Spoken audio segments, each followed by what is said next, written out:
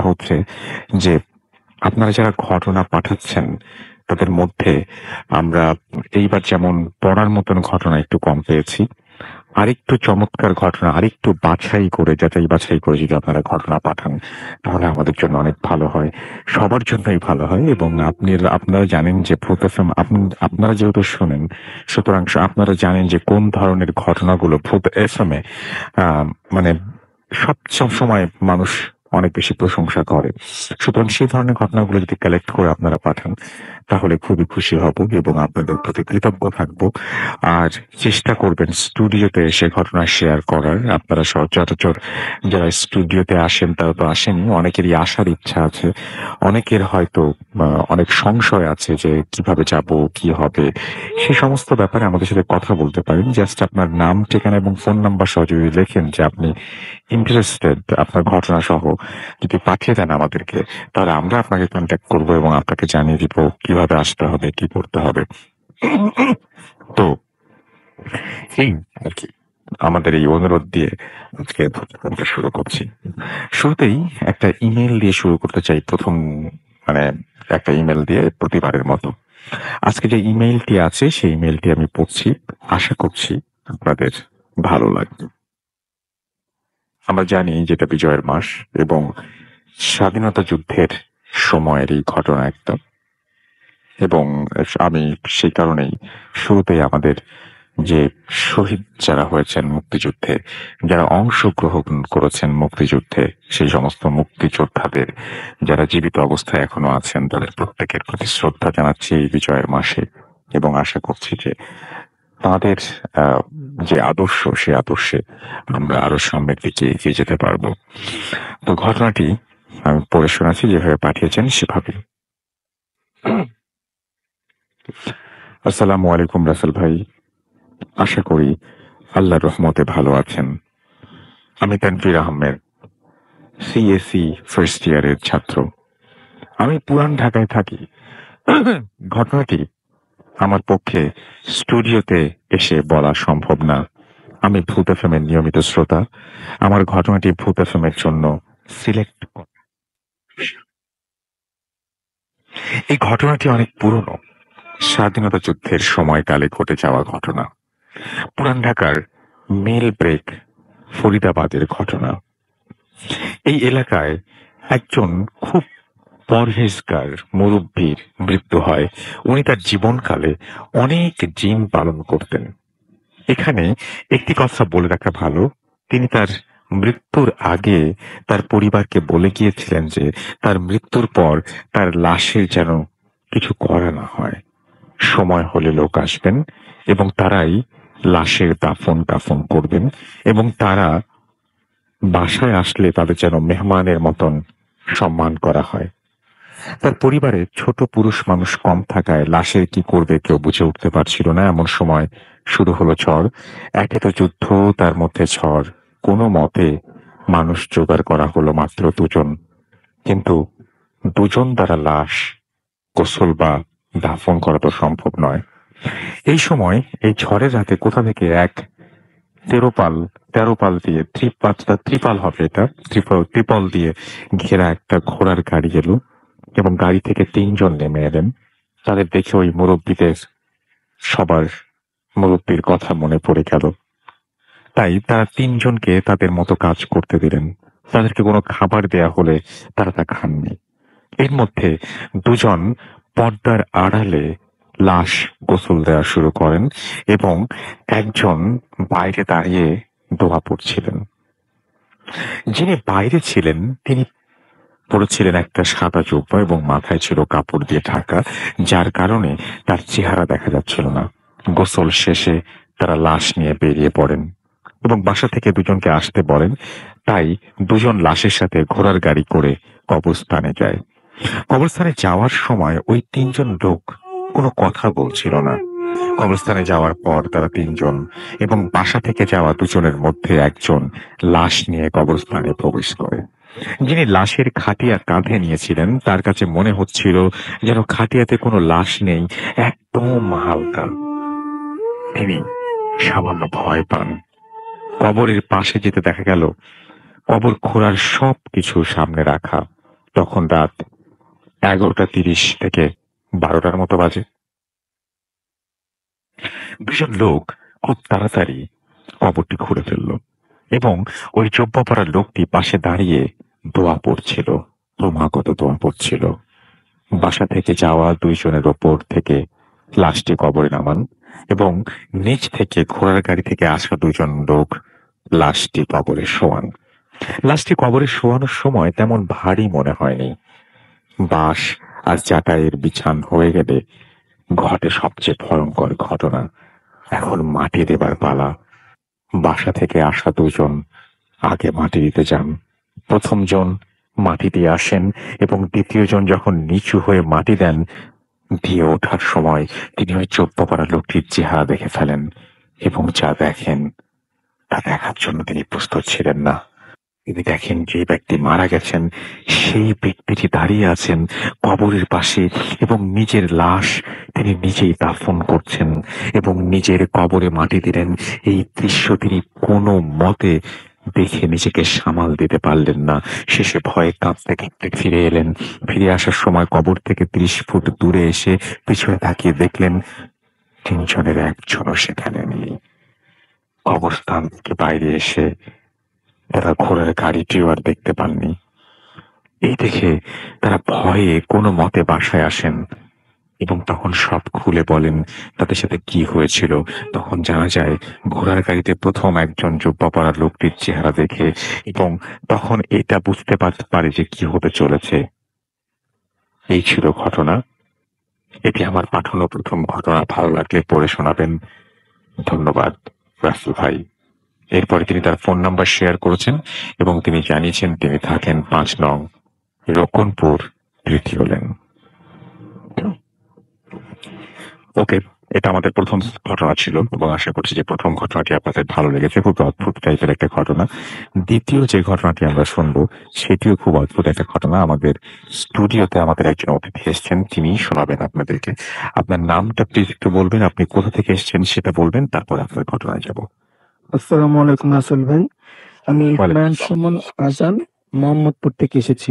জি, আপনার জি রাসেল ভাই, আমার যে ঘটনাটি, এই ঘটনাটি রাসেল ভাই আমাদের এক তাবলিগ জামাতের এক ভাইয়ের কাছ থেকে শোনা। উনি পাকিস্তান থেকে বাংলাদেশে এসেছিলেন দিনের কাজের জন্য। তখন ওনার সাথে আমার মসজিদে পরিচয় হয় এবং সেখান থেকে কথার প্রসঙ্গে তখন যে এই ঘটনাটি শোনা। তো রাসেল ভাই, আমি আমার ঘটনায় চলে যাচ্ছি। ঘটনাটি ঘটে 1996 সালে পাকিস্তানের বেলুচিস্তান প্রদেশের একটি গ্রামে এক নির্মাণাধীন বাড়িকে কেন্দ্র করে। রাসেল ভাই, একটু বলে রাখি, এই বাড়িটি যেই নির্মাণ করার জন্য যে মালিক আর কি বাড়িটি তৈরি করার জন্য প্রিপারেশন নেয় বা উনি করবে, উনি হচ্ছেন পশতুন, একজন পশতুন ব্যবসায়ী। এই বাড়িটি নির্মাণের জন্য সে একটি জায়গা রেডি করে এবং সেখানে কাজের জন্য আর কি লোকাবল ঠিক করে। তো রাসেল ভাই, ঘটনা ঘটে যেদিন উনি প্রথম সেই কাজটি শুরু করেন।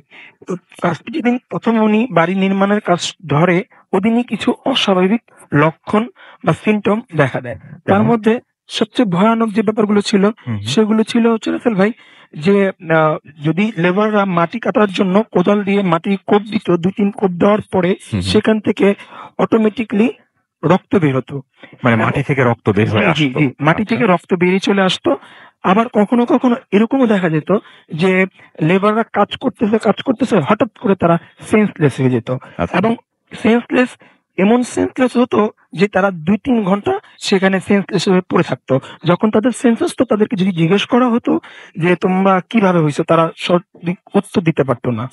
তারপরে রাসেল ভাই, এমনও দেখা যেত যে কাজ করতে করতে হঠাৎ করে তারা বমি করছে এবং বমি এমন পর্যায়ে চলে যেত সেখানে রক্ত বমি আর ব্লিডিং হয়েছে। তো রাসেল ভাই, এমন চলতে চলতে যখন এমন একটা অবস্থা যে পৌঁছায় যে কোনো একজন ওয়ার্কার যদি একদিন সেইখানে কাজ করতো, তো পরের দিন সেখানে আর কাজ করতে আসতো না রাসেল ভাই। তো ওই যে বাড়ির মালিক, সেই পুস্তুন ব্যবসায়ী, সে খুবই বিপদে পড়ে যায়, খুবই টেনশনে পড়ে যায়। এবং যেহেতু এই ঘটনাটি সেই এলাকায় খুব জানাজানি হয়ে যায়, আর কি সবার মুখে চলে আসে, তখন যে সেখানে আর কেউ কাজও করতে রাজি হচ্ছিল না। তো ওই ব্যবসায়ী বা ওই বাড়ির মালিক একদিন একটু বলে রাখি, উনি খুবই আল্লাহ আল্লাহ পরহেজগার একজন লোক ছিলেন। তো উনি একদিন তাহাজ্জুদের নামাজ পড়ে খুবই কান্নাকাটি এবং আল্লাহর কাছে এসে প্রার্থনা করছে যে আল্লাহ, আমি এমন কি করলাম যে তুমি আমার এই কাজের মধ্যে, আমি তো কি বিঘ্ন ঘটাচ্ছ বা আমার কাজের মধ্যে বিঘ্ন হচ্ছে, কিন্তু কেন? আমি তো এমন অসৎ কোনো পয়সা বা অসৎ উপার্জন দিয়ে এই বাড়ির কাজ ধরি নাই, বা আমি তো আর কি হক হালালি টাকা দিয়ে এই বাড়ির কাজটা শুরু করি। তো উনি কান্নাকাটি করতে করতে করতে করতে রাসেল ভাই হঠাৎ করে ওনার চোখ লেগে চলে আসে। এই চোখ লেগে আসার পরে সে উনি গভীর নিদ্রায় চলে যায় এবং হঠাৎ করে উনি একটা স্বপ্ন দেখে রাসেল ভাই, এবং সেই স্বপ্নের মধ্যে একজন জুব্বা পরা 6 থেকে 7 ফিট লম্বা একজন বুজুর্গ লোক দাড়িওয়ালা তাকে বলছে যে দেখ, তুই খুব আল্লাহ আল্লাহ একজন লোক, পরেজগার লোক, আমি চাই না তোর কোনো ক্ষতি হোক, তুই এই বাড়িটির কাজটি বন্ধ করে দে। আর যদি তুই বাড়িটির কাজ বন্ধ না করিস, তাহলে তোর বিশাল ধরনের একটা ক্ষতি হয়ে যাবে। তো আমি চাই না তোর কোনো ক্ষতি করতে, তাই তুই এখান থেকে কাজ বন্ধ করে এখান থেকে চলে যা। তো সেই বাড়ির মালিকটি সকালবেলা ঘুম থেকে উঠে এবং উঠে তো সে আরো হতাশায় ভোগ করে এবং খুবই টেনশনে কি পড়ে যায় যে কি করব কি করব কি হবে। তো সে ওইখানকার লোকাল আর কি বেলুচিস্তানেরই এক লোকাল আল্লাহ আল্লাহ লোকের সাথে আর কি পরেজগার একজন ইমানদার একজন লোকের সাথে সে মাশওয়ারা করে যে আসলে আমার এটা যে হচ্ছে, এটা হচ্ছে তো কি। তখন যে রাসেল ভাই সে ওই লোকটার সাথে কথাবার্তা বলে যে আসলে আমার এরকম এরকম হচ্ছে, আমি স্বপ্নেও আমাকে এরকম অ্যালার্ট করা হয়েছে, এখন আমি কি করতে পারি? আমি কি বাড়ির কাজটা কি বন্ধ করে দেবো, বা দেওয়ারও তো কোনো সুযোগ নেই, তো আমি কি করতে পারি? তখন সেই লোকটি, সেই হুজুর তাকে উপদেশ দিল যে তুমি এক কাজ করো, তুমি একটি মিলাদ মাহফিল করে দাও, দোয়া মাহফিলের ব্যবস্থা করো, কোরআন খানের ব্যবস্থা করো, আর একটি কালো ছাগল সদগা দিয়ে দাও, দেখবে আল্লাহর নাম নিয়ে সব ঠিক হয়ে যাবে। তখন যেই কথা সেই কাজ, সে করলো কি যে ওই বাড়িটার জায়গাটার মধ্যে একটি মিলাদ মাহফিল, দোয়া মাহফিলের আয়োজন করলো এবং একটি ছাগল সদগা দিয়ে দিল, এবং সে ভেবে নিল যে এই বুঝি আমার সকল সমস্যার সমাধান। তো সেই সে নিশ্চিন্তে রইল। 2 দিন পরে তার কাজ সে শুরু করলো। কিন্তু রাসেল ভাই, সে কাজ শুরু করার পরে সেই একই রকম সিমটম গুলো আবার দেখা দেয়। এই একই ভাবে সেই মাটি কাটলে রক্ত বেরোচ্ছে, বা লেবাররা অজ্ঞান হয়ে যাচ্ছে, সেন্সলেস হয়ে যাচ্ছে, বা সেই রক্ত বমি করছে। তো এরকম করতে করতে রাসেল ভাই বিষয়টা এমন আকারে দাঁড়ায় যে 1 কান 2 কান, যেহেতু গ্রামের ব্যাপার, গ্রামে একটা জিনিস কখনোই হাইট থাকে না, তো 1 কান 2 কান সবার কাছে ব্যাপারটা ছড়িয়ে পড়ে। তো ছড়িয়ে পড়ার পরে যেই সমস্যাটা হয় যে কোনো একটা ওয়ার্কার সে পায় না কাজ করার জন্য। তো কোনো লেবার বা কোনো ওয়ার্কার না পাওয়ার কারণে সেই পুস্তন ব্যবসায়ী, যেই বাড়ির মালিকটি, সে তার বাড়ির কাজ অফ করতে, মানে বন্ধ করতে, সাময়িকভাবে বন্ধ করতে সে বাধ্য হয়। তো সে কাজটি বন্ধ করে দেয় এবং বন্ধ করে দিয়ে সে তার এলাকা পুস্তনে চলে যায়। তো 3 মাস পর রাসেল ভাই সে করে কি, তার এলাকা থেকে 11 জন লেবার এবং 2 জন ইঞ্জিনিয়ার সহ মোট 13 জন সাথে করে নিয়ে সে পুনরায় সেই বেলুচিস্তানে চলে আসে, তার সেই নির্মাণাধীন বাড়ির কাজে চলে আসে এবং মনোনিবেশ করে। তো একটা পর্যায়ে হয় কি যে এই লোকগুলো যেহেতু অনেক দূর থেকে আসছিল, তো তাদের থাকা খাওয়ার ব্যবস্থা কিন্তু ওই মালিককেই করতে হবে।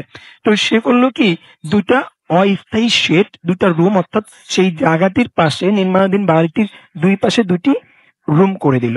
একটা রুমে সে লেবারদের জন্য ব্যবস্থা করলো, আরেকটা রুমে সেই 2 জন ইঞ্জিনিয়ারের জন্য ব্যবস্থা করলো। এখানে একটু বলে রাখি যে 2 জন ইঞ্জিনিয়ার উনি নিয়ে আসছিল, তাদের একজনের নাম হচ্ছে সামাদ এবং একজনের নাম হচ্ছে ইয়াসিন। তারা 2জনই ছিল বয়সে খুব তরুণ এবং তারা মডার্ন সায়েন্সে বিশ্বাসী। তারা এই প্যারানর্মাল ব্যাপারগুলো একদমই বিশ্বাস করতে চাইতো না। সে এখানে আসার পরেও, শোনার পরেও সে কিন্তু এগুলো বিশ্বাস করে। তারা 2জন কিন্তু বিশ্বাস করেনি। তারা বলতেছে না, এগুলা কোনো ব্যাপার না, এগুলা এরকম প্যারানর্মাল বিষয়, এগুলা কোনো বিষয় না। তো যা হয়, এই 2জন ইঞ্জিনিয়ারের মধ্যে যে সামাদ নামে যে ইঞ্জিনিয়ার ছিল, সে ছিল খুবই পরেজগার, 5 ওয়াক্ত নামাজ পড়তো, আল্লাহওয়ালা দিনদার কামেলদার মানুষ। সে খুবই আর কি নামাজি মানুষ ছিল। তো রাসেল ভাই তারা আস্তে আস্তে আস্তে এই প্রবলেমের মধ্যে কাজ শুরু করে। তো শুরু করার পরে যখন এই প্রকট আকারে ধারণা আর কি এই সমস্যাগুলো প্রকট আকারে দেখা দেয়, তখন যেয়ে সেইখানকার সেই লেবাররা পর্যন্ত কাজ করতে অসম্মতি জানায়। তারা সেই কাজ আর করবে না বলে সাফ জানিয়ে দেয়। কিন্তু ওই ২ জন ইঞ্জিনিয়ার করে কি, তাদেরকে বিভিন্ন রকম ভয়ভীতি দেখায়।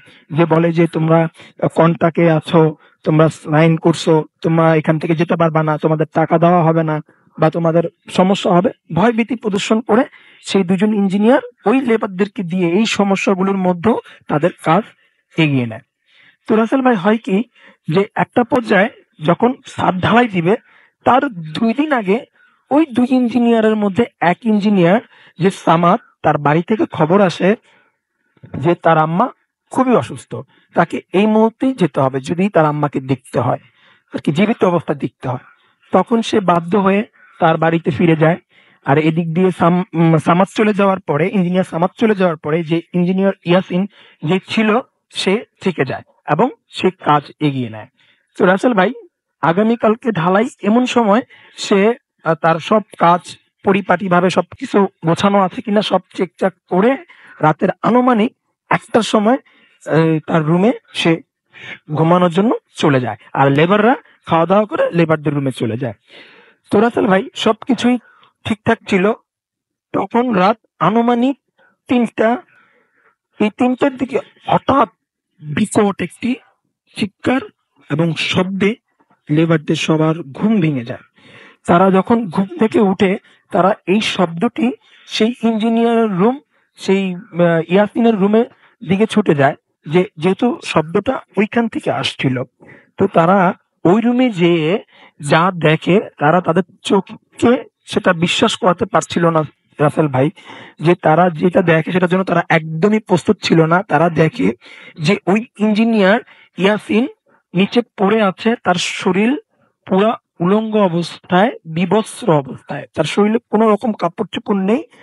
তার নাক মুখ দিয়ে ফিনকি দিয়ে রক্ত বেরোচ্ছে এবং সে চোখ দুটো বড় বড় করে উপরের দিকে চেয়ে আছে এবং গরু জবাই দিলে যেরকম ঘুমানোর যে শব্দ আমরা সাধারণত যেটা দেখতে পাই, ওরকম ভয়ানক ঘুমানোর শব্দ করছে এবং সে উপরের দিকেই চেয়ে আছে। মনে হচ্ছে যে উপরে কেউ তার দিকে তাকিয়ে আছে। তো লেবাররা এইটা দেখে তারা পুরো হতভম্ব হয়ে যায়, হতবাক হয়ে যায়। তারা কি করবে কিছু বুঝতে পারে না। কিন্তু এতগুলো লোক যে ওই ইঞ্জিনিয়ারের রুমে, ইঞ্জিনিয়ারের সামনে, ওর চোখ ওদের দিকে না, ওর চোখ সেই উপরের দিকেই চেয়ে আছে। যে উপরের দিকে মনে হয় কিছু একটা তার দিকে তাকিয়ে আছে এবং সে গঙ্গানোর সেই শব্দ করে যাচ্ছে আর রক্ত ফিনকি দিয়ে বেরিয়ে যাচ্ছে। এমতো অবস্থায় তারা সবাই মিলে সেই ইঞ্জিনিয়ারটাকে ধরে বাইরে নিয়ে আসে। সেই বিবস্ত্র অবস্থায় তাকে বাইরে নিয়ে আসে। বাইরে নিয়ে আসার পরে তার মাথায় পানি ঢালতে থাকে রাসেল ভাই এবং ৫ মিনিটের মধ্যে সেই ইঞ্জিনিয়ারটা মারা যায় রাসেল ভাই। এবং মারা যাওয়ার পরে যখন সকালবেলা আনুমানিক ফজরের আজান দিয়ে দেয়, সেই ব্যাপারটা সব দিকে ছড়িয়ে পড়ে। বিশেষ করে সেই গ্রামটার সব মানুষ একত্রিত হয়ে যায় এবং সবাই হতভম্ব হয়ে সেই লাশটাকে দেখে এবং সবার মধ্যে কানাঘুষা চলতে থাকে। ইতিমধ্যে রাসেল ভাই সেখানে ঘটনায় স্পটে পুলিশ চলে আসে। তো পুলিশ আসার পরে এবং বিষয়টা জানতে চায় যে আসলে কি ব্যাপারটা। তখন সবাই মিলে এই ব্যাপারটা বলে, কিন্তু পুলিশ সেটা আমলে নিতে চায় না। তো এর মধ্যে সেই বাড়ির মালিক, সেই পুস্তুন ব্যবসায়ী, সেও চলে আসে এবং সে এই ব্যাপারটা বুঝতে পারে যে তাকে যে ওয়ার্নিং করা হয়েছিল, যে নিষেধ করা হয়েছিল, হয়তোবা তারই রেজাল্ট হয়তোবা এইটা। কিন্তু তারপরেও সে এটা বলতে চায় না। সে পুলিশকে বরং এটা বলে যে এটা মার্ডার কেস বলে ধামাচাপা দিতে চেষ্টা করে যে এটা মার্ডার কেস। তো পুলিশ সেই রিপোর্ট অনুযায়ী আর কি মার্ডার কেসের রিপোর্ট অনুযায়ী তাকে নিয়ে যায় পোস্টমর্টম করার জন্য, মর্গে পাঠায়।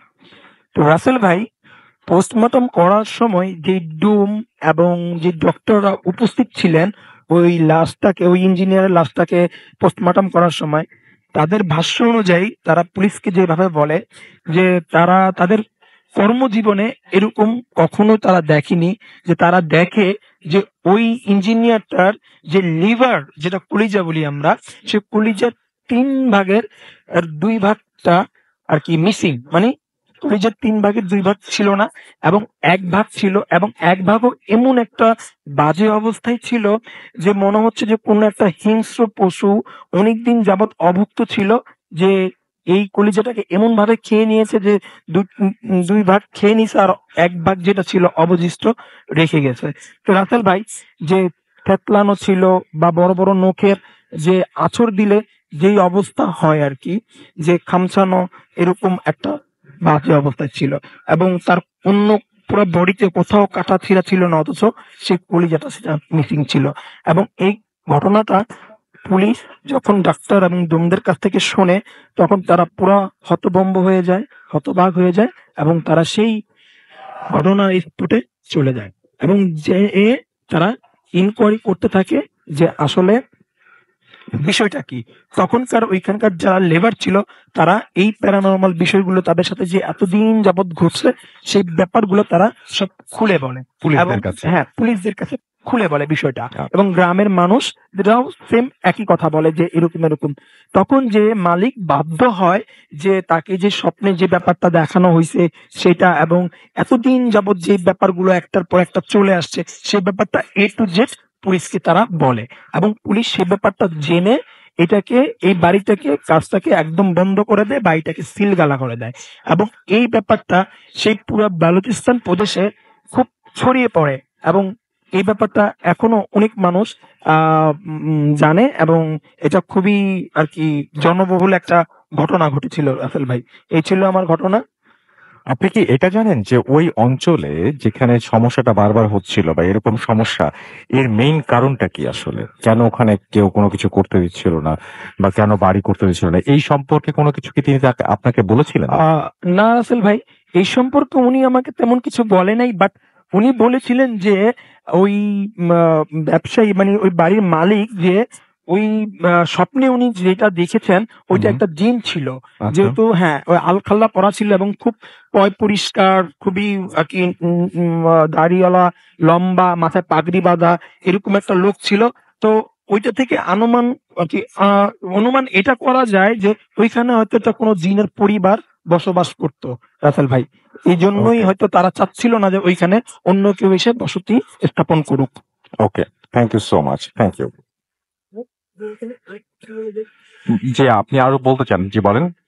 যে এই এই ঘটনাটা যেই ভাই শেয়ার করছে, শাহনেওয়াজ ভাই, এবং উনি এই ঘটনাটা আমাকে বলছে যে শেয়ার করতে, কিন্তু যেন এই ব্যাপারটা সম্পর্কে যতটুকু ঘটেছে তাই ততটুকুই বলা হয়, যেন কিছু আর কি কম বেশ বাড়িয়ে না বলা হয়, তাতে নাকি কোনো রকম সমস্যা হতে পারে। আপনার সমস্যা হতে পারে। জি। ওকে, ওকে, হ্যাঁ। Thank you. আমাদের হচ্ছে হাবিব রোহান আমাদের সাথে লিখেছেন শীতের দিনের এপিসোড। আমাদেরকে তানহা আফরিন আশা লিখেছেন, আসসালামু আলাইকুম নাসির ভাই। ওয়ালাইকুম সালাম। এবং তিনি খুলনা থেকে শুনছেন। আগামীকাল এক্সাম থাকায় পুরো শো এনজয় করতে পারবেন না। সেটা খুব ভালো ডিসিশন আমার মনে হয়। সামিয়া সালসাবিল আমাদের লিখেছেন, বরিশাল থেকে শুনছেন। তিনি জেএসসি এক্সাম দিয়েছেন এবার এবং তিনি একজন সিঙ্গার এবং তিনি বলছেন যে ভূত এফএম মিস করছি না, ভূত এফএম এর সাথেই আছি। সঞ্জিদা রহমান আমাদের সাথে আছেন এবং তিনি ঢাকা থেকে শুনছেন। আজকের এপিসোডটি তিনি আশা করছেন অনেক ভয়ঙ্কর হবে। আশিকুর রহমান রাসেল আমাদের সঙ্গে আছেন, ঢাকা থেকে শুনছেন এবং আজকের এপিসোডটি অনেক মজার হবে সেটা তিনি আশা করছেন। এমডি শাহরিয়ার মাহমুদ নড়াইল থেকে শুনছেন, আমাদের সাথে আছে এবং তিনি বলছেন যে ভালো আছে। সারা আহমেদ আমাদের সাথে আছেন এবং তিনি থ্যাংক ইউ রাসেল ভাই, ভূত এফএম এর জন্য থ্যাংকস দিয়েছেন তিনি। You are most welcome. আমাদের সঙ্গে আছেন দেখতে পাচ্ছি এছাড়াও সিনথিয়া আফরিন নিথু এবং তিনি বলছেন শুনছি, আজকে অল্প শুনবো কারণ কালকে এক্সাম আছে। তার মানে অনেকেরই এক্সাম আছে। ওকে, তারপরেও যে আপনারা এসছেন এটাই তো অনেক। আমাদেরকে আয়েশা খান লিখেছেন যে ভূতের গল্প শুনতে শুনতে এত অ্যাডিক্টেড হয়ে গেছি যে আমার চিন্তা ভাবনাগুলো কেমন যেন হয়ে গেছে, এখন শুধু কল্পনাতেও ভূত কাহিনী। ওকে, আমাদের সঙ্গে আছেন দেখতে পাচ্ছি রায়হান আহমেদ শুভ, এবং তিনি একটা ঘটনা সম্ভবত শেয়ার করেছেন। এখানে শেয়ার না করে আমার মনে হয় ইমেইল করে দিলে বেটার, কারণ এখান থেকে আমরা ঘটনা নিয়ে সেগুলো মানে কালেক্ট করে আবার ইয়ে করি না। তো আমার মনে হয় যে আপনারা যে অ্যাড্রেসটা দেওয়া হয়েছে ভূত এফ আমাদের radio40.fm, সেখানে যদি ঘটনাটি পাঠিয়ে দেন দয়া করে, তাহলে আমাদের জন্য অনেক সুবিধা হয়। জান্নাতুল ফেরদৌস প্রিয়া আমাদের লিখেছেন, আবারও চলে এলাম ভূত এফএম লাইভ শুনতে। গত 3 সপ্তাহ লাইভ শুনতে পারি নাই, তাই আজকে আর মিস করা যাবে না, তাই চলে এলাম ভূত এফএমে। আমাদের সঙ্গে আছেন দেখতে পাচ্ছি প্রতুল খান, এবং শুনছেন বরাবরের মতো সেটা তিনি লিখেছেন। শাহরিয়ার কবির সিয়াম আমাদের সঙ্গে আছেন, এবং তিনি বলছেন ভূত এফএমের সঙ্গে থাকবেন। রাফিউল ইসলাম রাহিম আমাদের সঙ্গে আছেন, রামিম আমাদের সঙ্গে আছেন, এবং তিনি বলছেন যে তিনি ভূত এফএমের বিগ ফ্যান, শুনছেন উত্তরা থেকে। আহাদিয়ান খান প্রহর আমাদের সঙ্গে আছেন। আমাদের সঙ্গে আছেন লামিসা অরিন, 2012 সাল থেকে তিনি ভূত এফএম শুনেন, আজকে প্রথম কমেন্ট করলেন এবং কমেন্টটি পড়ে ফেলেছি আমি। আমাদের সঙ্গে আছেন ফারুক রেজা, এবং আমাদের সঙ্গে আছেন দেখতে পাচ্ছি আবির হুসাইন ধ্রুব, এবং আমাদের সঙ্গে আছেন দেখতে পাচ্ছি শামীম ফয়সাল, আমাদের তিনি সিলেট থেকে শুনছেন। আমাদের সঙ্গে আছেন দেখতে পাচ্ছি উদয় কুমার, রাজশাহী থেকে শুনছেন তিনি, এবং তার কাছে অনেক ভালো লাগছে। শান্ত চৌধুরী আমাদের সঙ্গে আছেন। আমাদের সঙ্গে আছেন PM রাকিব হুসাইন, আছেন আমাদের সঙ্গে দেখতে পাচ্ছি মশিউর রহমান জয়, ইয়ামিন এলন আমাদের সঙ্গে আছেন। আমাদের সঙ্গে আছেন সারওয়ার ইসলাম, এছাড়াও আরজে সোহাগ আমাদের সঙ্গে আছেন। MD মায়ান হুসাইন আমাদের সঙ্গে আছেন। আমাদের সঙ্গে আছেন HD হানিফ, মুন্না খান আমাদের সঙ্গে আছেন, মিরপুর থেকে শুনছেন তিনি। MD নাসিম হুসাইন আমাদের সঙ্গে আছেন, বগুড়া থেকে শুনছেন। আমাদের সঙ্গে আছেন টিডি তামিম, আমাদের সঙ্গে আছেন আব্রাহাম মার্মা, এবং আমাদেরকে বলছেন যে জুজুর ঘটনা কোথায় পাবো। জুজুর ঘটনা আপনি পেয়ে যাবেন যদি চান তাহলে, এবং সেটা আমাদের কোনো না কোনো একটা এপিসোডে হয়তো আমরা আবারও শোনানোর চেষ্টা করব। আশা করছি যে সেই সময় আমাদের সঙ্গেই থাকবেন এবং আমাদেরকে শুনবেন আপনি। তো যাই হোক, আমাদের যারা ইমেইল করতে চান, আমাদের ইমেল অ্যাড্রেস তো আমি বলে দিলাম, আরো একবার বলে দিতে চাই, bhutfm@radio40.fm, which is BHWTFM@radio40.fm। আপনার নাম, ঠিকানা এবং ফোন নাম্বার সহ আপনার জীবনে ঘটে যাওয়া বা আপনার জানা সেরা ঘটনা লিখে পাঠিয়ে দিন আমাদের কাছে। ঘটনার শুরুতে অবশ্যই উল্লেখ করুন যে ঘটনাটি আপনি স্টুডিওতে এসে শেয়ার করতে চান, নাকি আপনি চান আপনার ঘটনা আমরা পড়ে শোনাই। যারা দেশের বাইরে রয়েছেন তারা সরাসরি অডিও ক্লিপ শেয়ার করতে পারেন আমাদের সঙ্গে।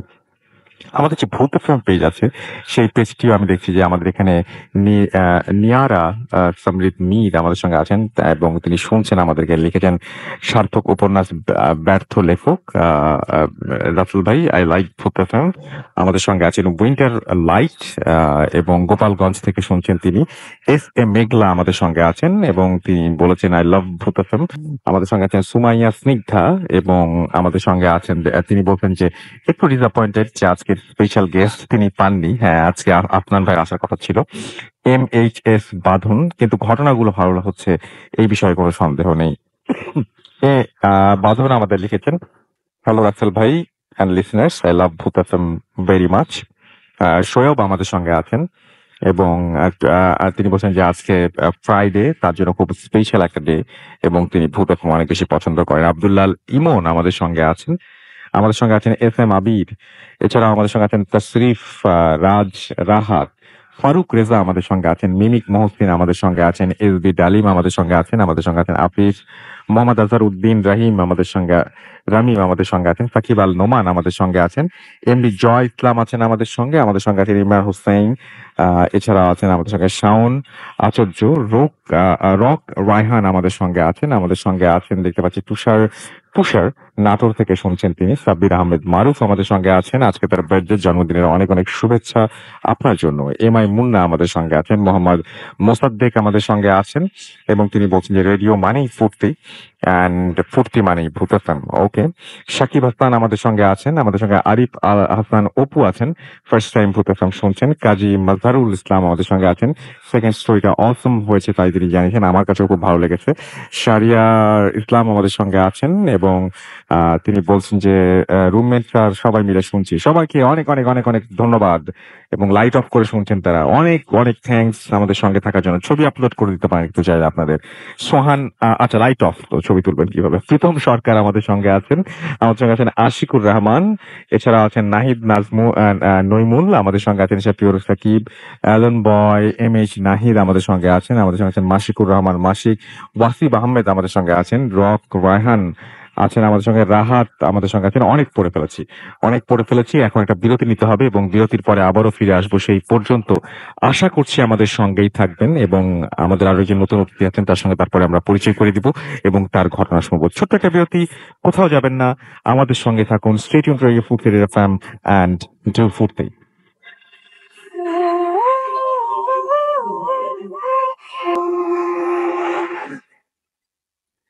Yes, the night comes alive with Gramophone. You are listening to Radio 48 FM.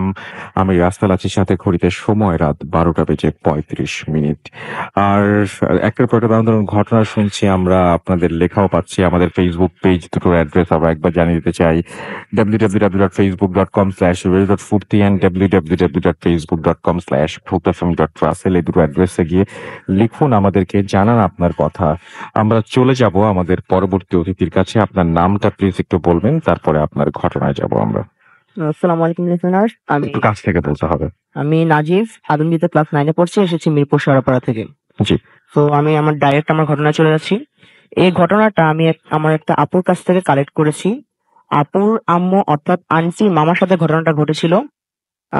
ঘটনাটা অ্যাপ্রক্সিমেটলি 1940 থেকে 1950 মাঝামাঝি একটা সময়ে হয়েছে। ঘটনাটা একটা জমিদার বাড়িকে কেন্দ্র করে। তো জমিদার বাড়ির সামনে একটা মাঠ ছিল, মানে বিশাল বড় একটা মাঠ ছিল, যেখানে কিনা জমিদার বাড়ি জানেন আপনি হয়তো অনেক বড় হয়ে থাকে সাধারণত, সামনে সবকিছু মিলে জমিদার বাড়িটা। তো সামনে যে মাঠটা ছিল, ওই মাঠটাতে মানে ওই এলাকার যে মানুষজন তারা তাদের গরু ছাগল এগুলা মানে চড়াতে ঘাস খাওয়াতে নিয়ে আসতো, সকালবেলা সন্ধ্যার দিকে নিয়ে যেত, সবকিছু স্বাভাবিকই ছিল। তো একদিন তারা তাদের গরুগুলাকে সে মাঠে ছেড়ে যায় ঘাস খাওয়ানোর জন্য, কেউ বেঁধে যায়। তো তারা যখন মানে রেগুলারলি মানে যেমনি তারা নিয়ে যায়, সেরকম সন্ধ্যাবেলা তারা আসে গরুগুলাকে নিয়ে যেতে। তো তারা যখন গরুগুলাকে নিতে আসে, তারা এসে মানে অস্বাভাবিক একটা ঘটনা দেখে, সবগুলা গরু মরে পড়ে আছে। তো তারা তো জিনিস মানে তারা শকড হয়ে যায়, সবগুলা গরু একসাথে কিভাবে মরে যায়। তো তারা একটু কাছে যায় মানে গরুগুলাকে দেখতে, কাছে গিয়ে তো তারা আরো শকড। গরুগুলা মরেছে ঠিক আছে, তাদের ঘাড়গুলা পুরা উল্টা দিয়ে ঘোরানো ছিল, প্রত্যেকটা গরুর ঘাড় উল্টা দিয়ে ঘোরানো, মনে হয় তাদেরকে কেউ ঘাড় মোটকে মেরেছে এরকম একটা। কিন্তু তাদের মাথায় তখনও প্যারানর্মাল কিছু মানে চিন্তা ভাবনা আসে নাই, কারণ যেহেতু তারা জমিদার বাড়ির মানে অংশ, তারা মনে করতে পারে যে সেই জমিদারের সাথে কিন্তু অনেক মানে এলাকার অনেকের অনেক শত্রুতা থাকতেই পারে, মানে তাদের মধ্যে হয়তো কেউ করেছে, বাট তারা জিনিসটা প্যারানর্মাল কোনো কিছু মনে করেনি তখনও। তো এভাবে চলতে থাকে। তো মাঝখানে কিছুদিন প্রবলেম হয় না, তারপরে কিছুদিন পরে আবার ঠিক সেম ঘটনা হয়। তারা সকালবেলা গরুগুলাকে রেখে যায়, সন্ধ্যাবেলা এসে দেখে ঠিক আগের কয়েকদিনের আগের মতো গরুগুলা ঘাট ঠিক পিছনের দিকে ঘুরে গরুগুলা স্ট্রেট সবগুলা গরু মরে পড়ে আছে। তার জিনিসটা এবার একটু উইয়ার্ড লাগে তাদের কাছে, বাট তবু তারা ঠিক আগে যেভাবে চিন্তা ভাবনা করেছিল এবারও ঠিক সেভাবে চিন্তা ভাবনা করে। কিন্তু এখন দেখা যায় জিনিসটা কন্টিনিউয়াসলি চলতে আসছে, যা মানে চলছে, যারা গরু রেখে যাচ্ছে সবার গরুই সন্ধ্যাবেলা এসে থেকে ঘাড় পিছনে দিয়ে একদম পুরো ঘাড় উল্টা দিয়ে ঘোরানো, গরুগুলা মরে পড়ে আছে। তো তারা এবার জিনিসটা মানে সিরিয়াসলি নেয়। তারা মনে করে না, এটা কোনো মানুষের পক্ষে সম্ভব না, প্রতিদিন এতগুলো গরুকে ঘাড় পিছনে দিয়ে ঘুরিয়ে মারা মানে কোনোভাবে পসিবল না। তো তারা এবার মানে যেহেতু জমিদার মানুষ, তারা অনেকের ওনার চেনা জানা আছেন, তো একটা হুজুরের শরণাপন্ন হয়। হুজুরকে সবকিছু খুলে বলা হয়। তো হুজুর বলে যে আচ্ছা ঠিক আছে, আমি দেখছি জিনিসটা। তো একদিন হুজুরকে মানে হুজুরের প্রসিজার করার জন্য যেসব ইনস্ট্রুমেন্ট দরকার সব নিয়ে হুজুর আসে। হুজুর আসে ঠিকই, বাট হুজুর যখন সেই জমিদার বাড়ির সীমানাটা ক্রস করে, হুজুর মানে সীমানাটা ক্রস করে হুজুর দাঁড়িয়ে যায়। হুজুর দাঁড়িয়ে ওখানে বলে দেয় না, এটা আমার পক্ষে সম্ভব না, মানে এটা আমার পক্ষে কোনোভাবে পসিবল না, জিনিসটা প্রচুর হার্মফুল, আমি এটা কিচ্ছু করতে পারবো না। আমি আপনাদেরকে জাস্ট একটা হেল্প করতে পারি, আমি আপনাদেরকে আরেকটা হুজুরের নাম বলতে পারি, আপনারা চাইলে ওনার কাছ থেকে সাহায্য চেয়ে দেখতে পারেন। পরে যেহেতু উনি ফেল্ড, তো ওনারা ওই যে হুজুরের নাম বলা হয়েছে মানে তার শরণাপন্ন হন, মানে বলে যে আমরা এই হুজুরের রেফারেন্স নিয়ে আপনার কাছে এসেছি, এন্ড ঘটনাটা খুলে বলে। আর আগের হুজুরের যে কাহিনী সেটাও বলে যে হুজুর যেভাবে না করেছে, বাট এই হুজুর বললো উনি ট্রাই করে দেখতে পারে জিনিসটা। তারপরে এই হুজুর আসলো। আসার পর উনি যখন জমিদার বাড়িতে ঢুকলো, উনি তখন ওই জমিদার বাড়ির মানুষজনকে বললো, আচ্ছা আপনারা এখানে থাকেন, আপনারা মানে কেউ বাড়ির দিকে আসবেন না, আমি একটু বাড়িটা নিজে ঘুরে দেখতে চাই। তো উনি গেল, পুরো বাড়িটা ঘুরে দেখলো, বাড়ির মাঠটার আশপাশে সবকিছু ঘুরে দেখলো, মানে অনেকটা ইনভেস্টিগেট টাইপের করে দেখলো। এসে তারপর উনি একটা কথা বললো যে আমি জিনিসটা তাড়ানোর মানে জিনিসটা যেটা আছে সেটা আমি সলভ করার চেষ্টা করতে পারি, বাট আপনাদেরকে একটা কাজ করতে হবে, আপনাদের ফুল ফ্যামিলি সহ এই জমিদার বাড়ির মানে যে যা এরিয়াটা, ওই এরিয়ার বাইরে কোথাও গিয়ে শিফট করতে হবে কিছুদিনের জন্য। কারণ জিনিসটা এত হার্মফুল, আমি যদি এটা সলভ করতে চাই আপনাদের প্রচুর মানে মারাত্মক কোনো একটা ক্ষতি হয়ে যেতে পারে। তো আপনাদের মানে আমি সাজেস্ট করবো যে আপনারা এই জায়গাটা ছেড়ে চলে যান। পরে আচ্ছা হুজুরের কথা মানা হলো। তো তারা ওই জমিদার বাড়িটা ছেড়ে আরেকটা জায়গায় গিয়ে উঠলো কিছুদিনের জন্য ওদের এক আত্মীয় বাসায়। তো তার পরের দিন সকালবেলা তারা দেখতে পেলো তাদের বাড়ির সামনে ওই হুজুর সেন্সলেস অবস্থায় পড়ে আছে, যে হুজুরকে তারা নিয়ে এসেছিল সলভের জন্য। এন্ড হুজুরের অবস্থা প্রচুর খারাপ, মানে হুজুরের লাইক মানে অনেক মারধর করা হলে যেরকম একটা অবস্থা হয় মানুষের সেরকম। তো হুজুরের সেন্স ফিরানো হয়। হুজুরের সেন্স ফিরানোর পর হুজুর একটা কথা বলে, হ্যাঁ এটা আমি সলভ করতে পেরেছি, but I am not sure যে এটা কি আবার ব্যাক হবে কিনা, বাট আমি টেম্পোরারি এটা সলিউশন দিয়ে দিয়েছি। পরে হুজুরকে নেওয়া হলো, হুজুরকে মানে কিছু রেস্ট নিতে দেওয়া হলো। তারপর হুজুরকে জিজ্ঞেস করলো, আচ্ছা তাহলে আপনার এই অবস্থা কেন? পরে হুজুর তার কাহিনীটা খুলে বললো। বললো আমি হুজুরের ভাষ্য মতে উনি রাত মানে ওনার যে টাইমে ওনার মানে জিনিসটা করার কথা, উনি সেই টাইমে নিজেকে আগে সিকিউর করে নিলেন, একটা মানে সেফ একটা প্লেসে গেলেন, উনি ওনার প্রসিজার মতো নিজেকে সিকিউর করে নিলেন, তারপর ওনার কাজ শুরু করলেন। যেহেতু উনি চোখ বন্ধ ছিল, উনি মানে সামনে কিছু দেখতে পাচ্ছিল না, বাট উনি ওনার কাজ করছিল। কিছুক্ষণ পর হুজুর মানে খেয়াল করলো যে ওনার কাছে মনে হচ্ছে যে উনি কোনো একটা ফ্ল্যাট একটা সার্ফেসে শুয়ে আছেন, কোনো প্লেন একটা সার্ফেসে। আর ওনার বুকের উপর প্রচুর প্রেসার অনুভব হচ্ছে, মানে কেউ চাপ দিয়ে বসে থাকলে যেরকম ওরকম লাগে। তো হুজুর চোখ মেলে তাকালো, হুজুর যে মানে চোখ মেলে তাকানোর পর তিনি ফার্স্টে দেখতে পেলো তিনি ঠিক ওই মাঠটাতে শুয়ে আছে, যে মাঠটাতে কিনা গরুগুলাকে বেঁধে যাওয়া হতো, and এসে দেখা যেত গরুগুলার মাথা পিছন দিকে ঘুরিয়ে মানে গরুগুলা মরা। তিনি ঠিক ওই মাঠটাতে শুয়ে আছেন। And তিনি যখন তার স্ট্রেট তাকালো মানে আকাশের দিকে, মানে ওনার বুকের উপরে যে কি হচ্ছে ওটা দেখার জন্য, তিনি লিটারালি শকড। মানে উনি যেটা দেখলেন সেটা যদি কোনো সফটওয়্যারের মানুষ দেখতো মানে হয়তো খুব মারাত্মক কিছু একটা হয়ে যেতে পারতো। উনি দেখলেন ঠিক ওনার বুকের উপর মানে 1940 থেকে 1950 ওই এরিয়া, ওই টাইমটাতে মানুষ বিয়ের সময়, মেয়েরা বিয়ের সময় যেসব ড্রেস আপ থাকতো মানে শাড়িটাই মানে ওরকম একটা মহিলা লাল শাড়ি পরা, মানে ওরকম গেটা বিয়ের গেটা।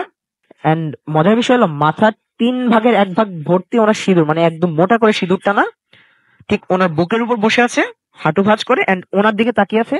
আর মানে ফেসের অবস্থা জঘন্য, পুরো ফেসটা বিভৎস, এন্ড জিহ্বাটা অলমোস্ট বুক পর্যন্ত নেমে এসেছে ঝুলে, ওনার দিকে তাকিয়ে আছে। কিন্তু এরপরে কি হয়েছে হুজুর তার বলে না, কারণ হুজুর সাধারণত তার প্রসিজার গুলো কাউকে শেয়ার করে না। হুজুর এ পর্যন্ত বললো, বললো যে হ্যাঁ আমি সামো এটা সলভ করতে পেরেছি। তো সবাই মনে করলো কাহিনীটা এখানে শেষ, but it was the starting. হুজুর চলে গেল, সবাই ঠিক মতো চলছিল। তো ওদের যে জমিদার বাড়িটা, তার পিছনে একটা বাঁশবাগান ছিল, যেখান থেকে মানুষ তাদের দৈনন্দিন জীবনের বিভিন্ন কাজের জন্য বাঁশ টাস কেটে নিয়ে এসে তাদের কাজে লাগাতো আর কি। তো কিছুদিন পরে দেখা গেল মানে হুজুরের কথাটা সবাই ভুলে গিয়েছিল যে এটা কিন্তু আবার ব্যাক করতে পারে। হুজুর মানে মনে করেছে যে তো কিছু করছে না, ইটস ডান। তো তারা তাদের মতোই লাইফ লিড করছিল। কিছুদিন পরে খেয়াল করা গেল একজন ওই বাঁশবাগানে বাঁশ কাটতে গেল, কিন্তু সে আর আসলো না, ফিরে আসলো না। তার ফ্যামিলি তো ততক্ষণে টেনশন শুরু হয়ে যায় যে কি হলো, এখনো আসলো না। তাকে খোঁজ করতে আরো 2 জন পাঠানো হলো, বাট তারাও আর আসছে না। এমনি করে তাদেরকে খোঁজ করতে আরো কিছু মানুষ পাঠানো হলো, তারাও ফেরত আসছে না। মানে একটা পর্যায়ে কয়েকজন পাঠানো, কেউই মানে ওই বাসবাগান থেকে আর ফেরত আসছে না। সবাই মানে একটা ভয় পড়ে গেল যে মানে এখন আর কেউ যেতে যাচ্ছে না। কিন্তু তার পরদিন সকালবেলা দেখা গেল তাদের লাশগুলো একদম স্ট্রেট বাঁশবাগানের সামনে রাখা, মানে যতজন গিয়েছিল বাঁশবাগানে সবার লাশ স্ট্রেট রাখা। বাট মানুষ জিনিসটা তখন মানে তখনও তারা ক্যাচ করতে পারেনি হুজুরের কথাটা, তবুও তারা বাঁশ কাটতে যাচ্ছে। বাট বাঁশ কাটতে যেই বাঁশবাগানের ভিতর ঢুকছে সে আর আসছেই না। পরে জিনিসটা খেয়াল করা হলো, হ্যাঁ আসলে হুজুর তো বলেছিল যে এটা কিন্তু আবার ব্যাক করতে পারে, যেহেতু এই সাইডটা ঠিক হয়ে গেছে এই কারণে মানে যেটা আবার ওই জায়গাটা হার্ম করছে। এরকম করে অনেক মানুষ মারা যায়। পরে একটা টাইমে কেউ আর ওই বাঁশবাগানে যেতে চায় না বাঁশ কাটতে।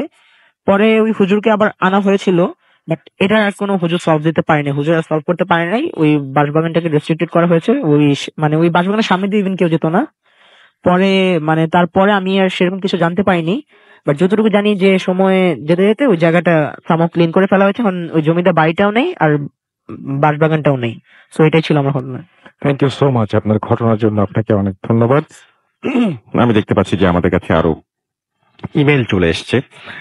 ইমেল বলছি আমি, আমাদের কমেন্ট চলে এসছে। মোহাম্মদ ইসমাইল খান গোদাগাড়ি থেকে শুনছেন, তিনি আমাদের সাথে আছেন মশিউর রহমান জয়, এবং তিনি বলেছেন যে 16ই ফেব্রুয়ারির একটা ঘটনা নিয়ে তিনি কথা বলেছেন। ওকে, তিনি বলেছেন যে আচ্ছা, তিনি বলেছেন যে একটা লোককে জিনেরা তাদের শহরে নিয়ে যায় এবং তাকে 35 বছর পরে ফিরিয়ে দিয়ে যাবে। ওটা না, সেই ভদ্রলোক ফিরে আসেনি এবং তাকে তারপরে সেই ভদ্রলোকের পরিবারের অর্থাৎ রিলেটিভকে নিয়ে আমরা একটা প্রোগ্রামও করেছিলাম, সেখানে তিনি বলেছেন যে তার সন্ধান এখনো মেলেনি।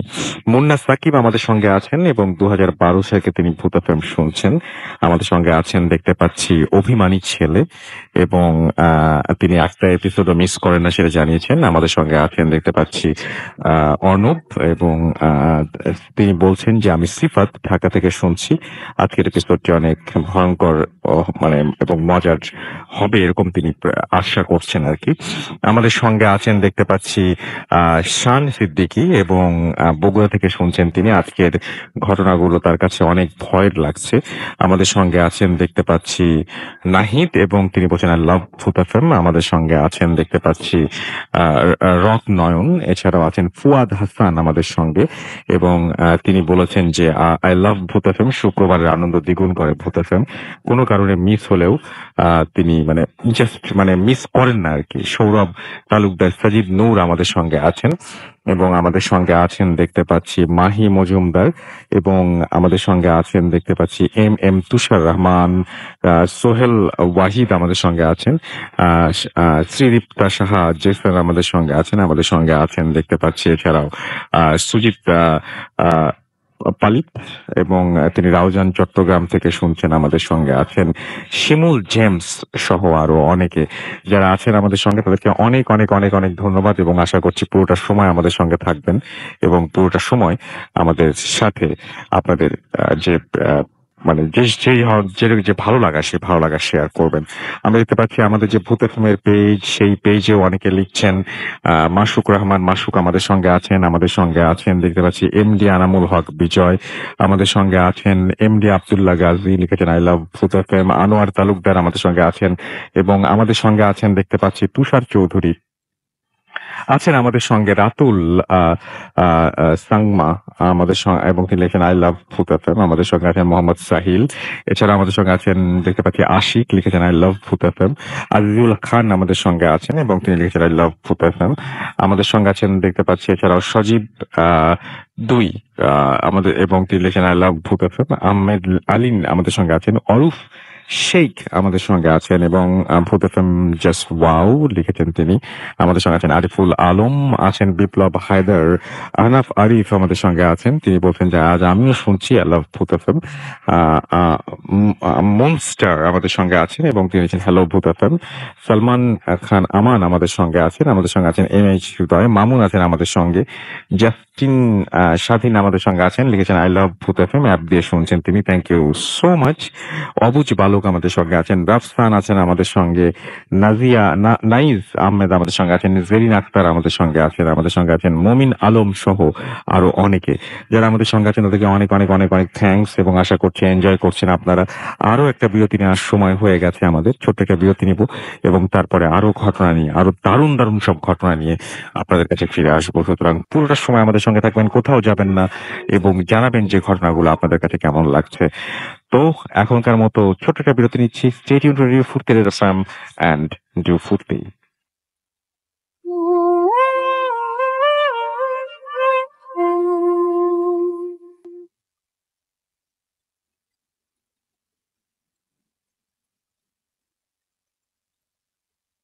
হাই রাসেল ভাই, আমি শিহান বলতেছি মিরপুর থেকে।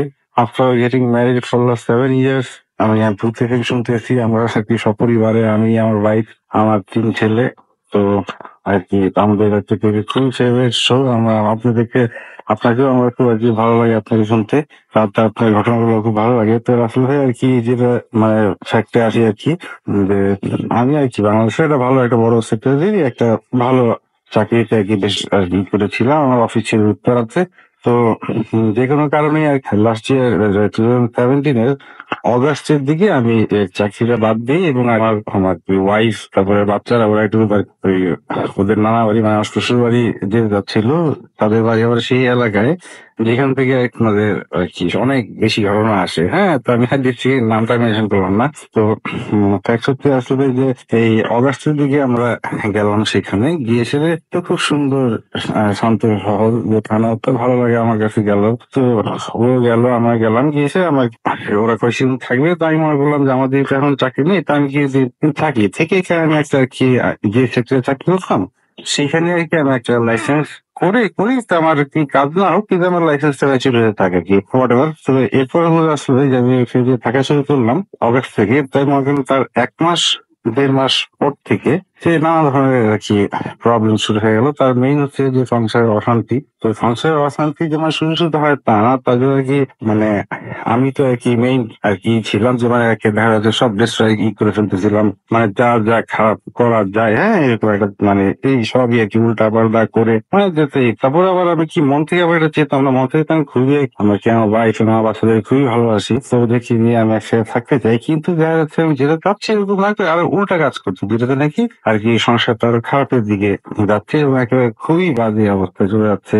একেবারে মান সম্মান চলে যে খুবই বাজে অবস্থা, এবং দিন দিন দেখা যাচ্ছে যে আমার ওয়াইফ নাকি আর কি আমার খুবই ভালোবাসছে বা এখনো বাসে। তো ও দেখা গেল যে আর কি মানে মানে সে became very crazy আর কি, হ্যাঁ মানে arrogant violent আর কি ভাঙচুর এইটা সেটা মানে একেবারে দা উঠিয়ে নিয়ে দৌড়াদৌড়ি এইরকম একটা আর কি অবস্থা, যে মানে এই চলতেই হবে, কোনোভাবেই সংসার করবে না, এই না ওই না, তো আমার ঢাকায় চলে আসতে হবে, ওরা এখানে থেকে যাবে। কিন্তু দেখা যায় যে আমি আসলে কি বলবো যে আমি তারপর আমার আর কি বাবা মা সবাই আমরা আর কি একসাথে আর কি ফ্যামিলি থাকতে পছন্দ করি। আর মানে কি আমি তো আমার ওয়াইফ বাচ্চা রয়েছে চিন্তাই করতে পারি না, তো আমাকে অনেক ভাবে এখান থেকে যেহেতু আর কি মানে ও আর কি একেবারেই মানে কিরকম একটা মেন্টালি হয়ে গেল যে কোনোভাবেই সে সংসার করবে না এবং আমাকে এখান থেকে একাই ছেড়ে চলে আসতে হবে।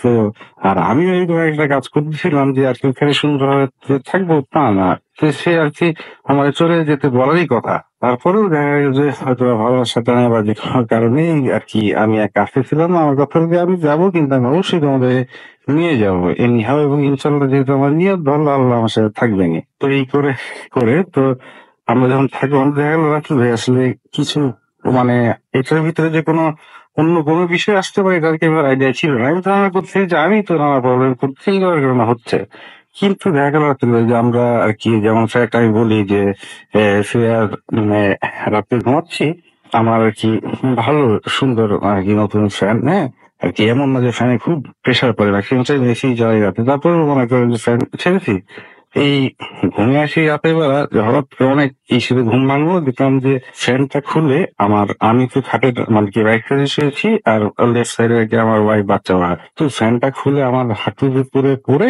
মাটিতে পড়ে ঘুরতেছে মানে, এবং দেখলাম যে ফ্যানটা লাগানো হলো সব ঠিকই রকম আর কি ছিল মানে আমি দেখে যা মনে হয়েছে আর কি। তো এরকম একটা হলো, তো আমি ফ্যানটাই করলাম, আমি ভালো না আল্লাহ বাঁচাইছে, যদি বাচ্চাদের গায়ে পড়তে হতে পারে কি আর অবস্থা হতো আল্লাহ মাফ করছে, হ্যাঁ। কিন্তু আমার ভাই বললো যে আসলে বাবু যেরকম হচ্ছে এটা তো আসলে কোনো ভালো জিনিস হচ্ছে না, অন্যরকম মনে হচ্ছে।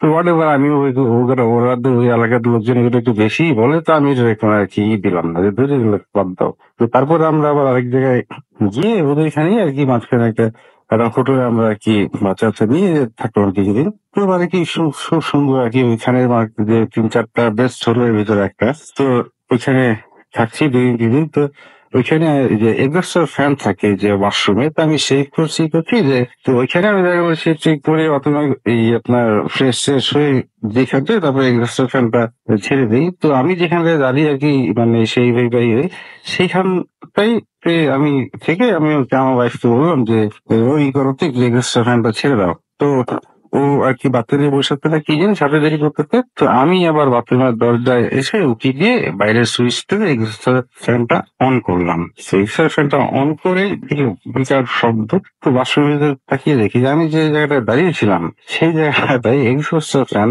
এই ওয়াল থেকে খুলে ছিটকে এসে আর কি পড়ছে, মানে আমি যেখানে থাকতাম, হ্যাঁ তাহলে মানে আর কি আই কুড বি হিট আর কি। তো এটা কি আমি ও দেখে তো আরো ভয় পেয়ে গেল যে এই দেখ এটাও তার একটা ব্যাড ই আর কি। তো এই হোটেলের লোকজন আনলাম তো সবাই এসে অবাক যে তাই সে কি হয় এগুলো সব কি হয় খুলে আসে, হ্যাঁ।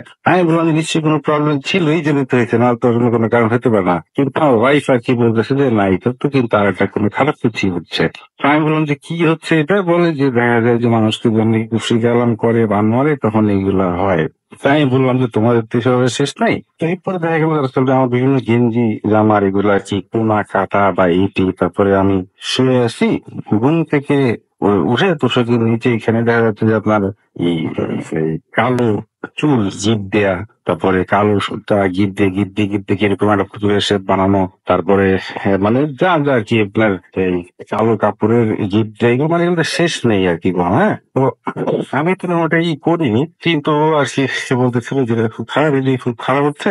তো আসলে কি মানে তুমি তো থাকলে মনে হয় আসলে তোমার আরো সমস্যা হবে, তুমি তোমার চলে যাও। তো আমি বললাম যে না আমি মাঝখান থেকে কেন চলে যাবো, একসাথে আমরা যাবো। কিন্তু আবার আমি কাজ এমন করতেছি না যে আর কি যেটা নাকি ফ্যামিলির জন্য আর কি কোনো মানে পজিটিভ দিক নিয়ে আসতেছে। আমার কাজ এমন আসতেছে যে নাকি সব নেগেটিভ হচ্ছে, কিন্তু আমি একদমই এরকম করার কথা না, বা আমি আর কি একরকম মন ডিটারমাইন্ড করে রেখেছি, কিন্তু আমি জানি না যে কেন মানে আমি ঠিকই উল্টাটা করছি, যেটা নাকি অনেকই মানে মানে বাজে হচ্ছে আর কি, রেজাল্ট আসতেছে আমার জন্য এবং ফ্যামিলির জন্য সবার জন্যই। তো এইটাই করেছে রে। তো ওইখানে আমি গিয়ে থাকছি, যেহেতু ওইখানে আমার কিন্তু থাকতে হয়েছিল ট্রেজার্টের মতো। তো ওইখান থেকে তো কিছু মানুষ বলতেছিল যে ভাই আসলে যেটা হচ্ছে এটা কিন্তু একেবারেই মানে 100% শিওর যে এরকম কেউই করছে, এবং তারা নাকি কোনোভাবে চাচ্ছে না যে আর কি আপনার সংসারটা থাকুক বা এই থাকুক এরকম, বা আপনি ভাবির সাথে আসলে নিয়ে আপনি সংসার করতেই হবেন না, এবং আপনারও আর কি খুব খারাপ হবে। আমি মনে মনে ভালো ধরে তো বলি, হ্যাঁ। তো রাসেল ভাই আমরা আসলাম, আমাদের আর কি থার্ড বেবি হলো, ঢাকায় আবার আসলাম, এখানে এসেছে হওয়ার পরে আমরা সবাই ডিটারমেন্ট জালার মতো হয়ে গেল। তো এখন আর কি আমি আবার সেট করে আবার একটা সুন্দর মানে ইনশাল্লাহ মানে ও বাই দ্য ওয়ে আমি ওখান থেকে এসে আবার আল্লাহর মতো একটা চাকরি পেয়ে গেছিলাম।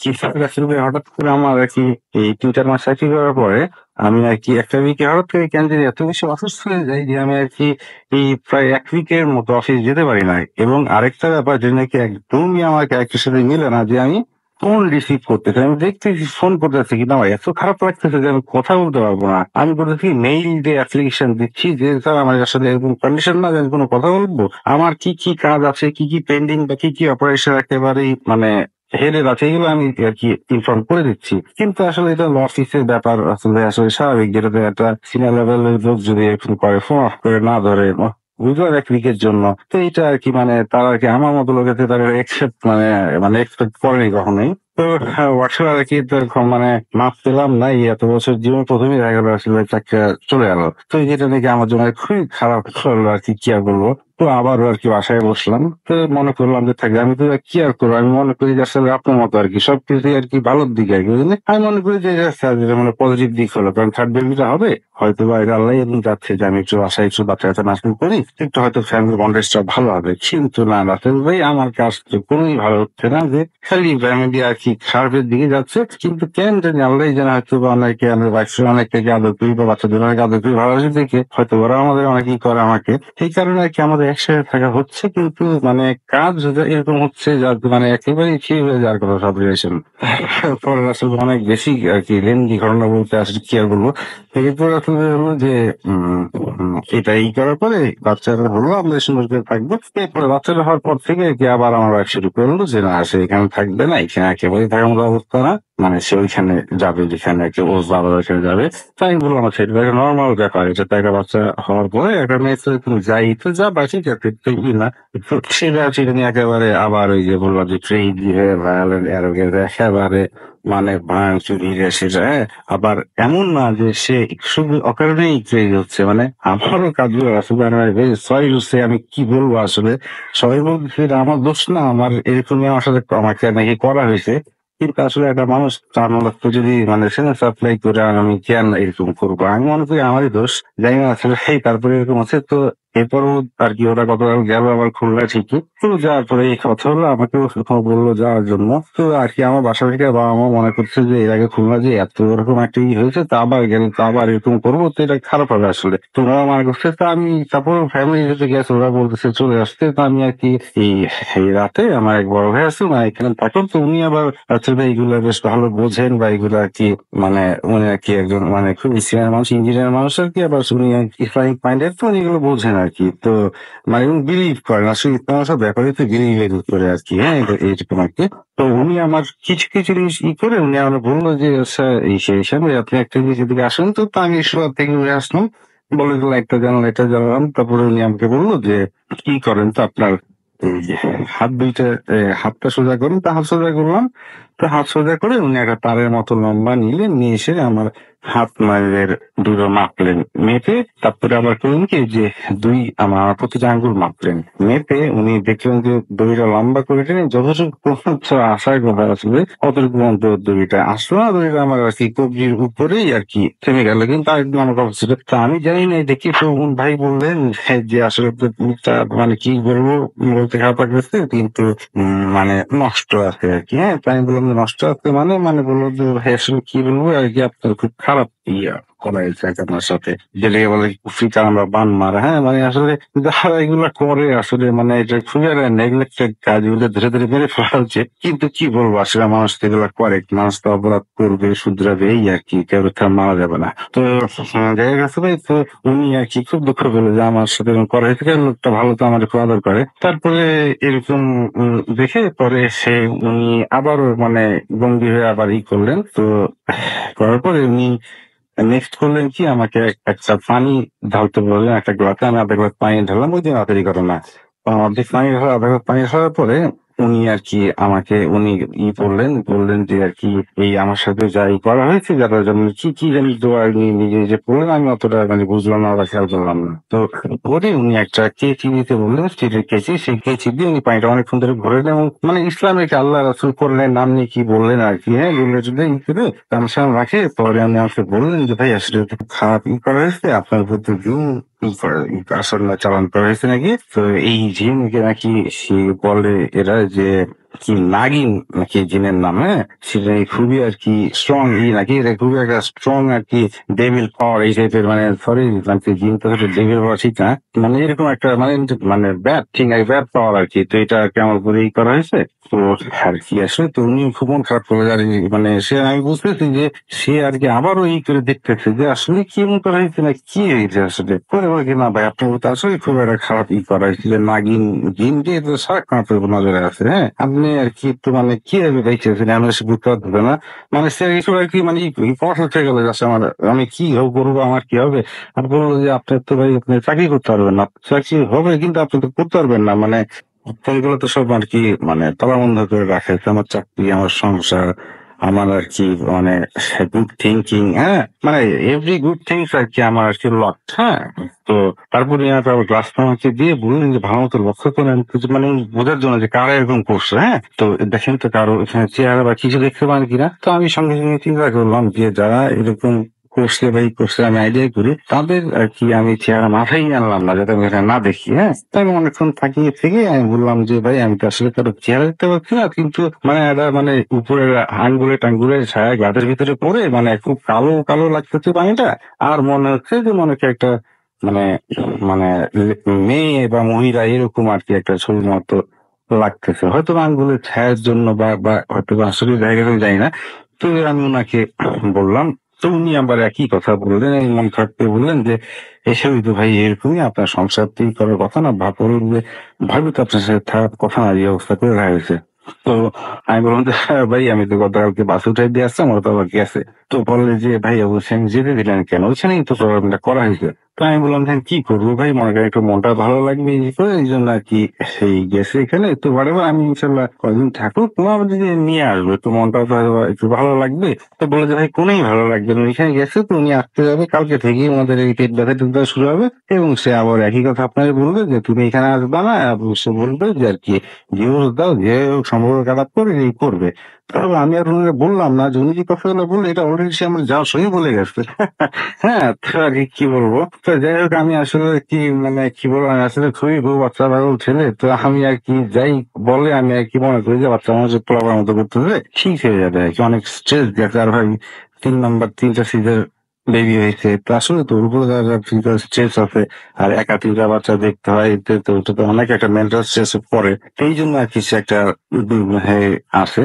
তো উনি বললো যে ভাই আর কোনো কিছু হয়েছে, তো আমি আবার একটা জিনিস বললাম যে ভাই একটা জিনিস আমরা বলিনি, আমার থার্ড বেবিটা হওয়ার পরে আমরা যে নাকি হসপিটাল থেকে বাসায় এসেছি তার পরের দিন একটা ব্যাপার হলো যে আমি আর কি বালিশ আমি যে বালিশ নিয়ে শুই সেই বালিশটা আমি বাড়ি দিয়ে গুছাচ্ছি, তো হঠাৎ করে তোমাদের হাতে কি লাগলো, তো হাতে ধরে ধরে দেখি যে বালিশের ভিতরে একটা বেশ বড় মানে মানে একটা অনেক বড় একটা পেরেক, লোহার পেরেক রাখা। এই বালিশ আমি অনেক বছর ধরে ইউজ করি, কিন্তু লোহার পেরেক রাখা আগেও বুঝতাম, তাহলে কি রিসেন্টলি কেউ রাখছে না, তাহলে কি আসবে কিভাবে?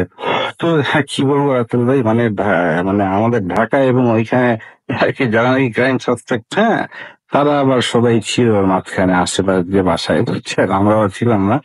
তো এই জন্য আর কি মানে বুঝতেছি না আসলে কি হচ্ছে। তো পরে দিয়ে উনি আর কি খুব সিরিয়াস বললো যে ভাই আপনাকে তো কাটাতে হবে, আপনার রেস্ট ঠিক হতে পারবেন না, একেবারে শেষ করে ছাড়বে। এখন আপনি কি, আপনি আবার দেখেন ঠিক গ্লাসে, উনি আবারও গ্লাসে করে দিয়ে রাখলো, রাখার পরে বললো যে ভাই দেখেন তো কি দেখেন, একটু খেয়াল করেন চুপ করে। তো আমি ভালোর মতো খেয়াল করলাম, খেয়াল করে আমি, আমার কাছে মনে হলো যে গ্লাসের নিচে কি মানে যে ময়লা টলার কারণে আমি বললাম যে ওই যে মাকড়সার জালের মতো লাগতেছে। তো উনিও আর কি অত এরকমই গেস করতেছিলেন হয়তো বা আমি জানি না। তো উনি দেখে উনি বললেন যে হ্যাঁ ভাই আসলে খুব একটা খারাপ ই করা হয়েছে, এবং এর শুধু আপনার উপরে না, এটা তো ভাই ভাবির উপরে খুব ডেঞ্জারাস ভাবে পড়ে যাবে দুজনের উপরে, মানে কোনো ভাবেই তো ভাই ভাবি তো নিশ্চয় মনে হয় তাহলে আপনার সাথে খুবই বাজে বিহেভ করতেছে ভাই করেছে। তো আমি বলি ভাই বুঝলেন নিজের বউ, তো আমি বলি যে না কি বাজে বিহেভ কি, আমি যা করি ভাই না ছিল এত পারে না, বুঝলেন না। হ্যাঁ, তো এরকম আর কি তাই আমি বললাম।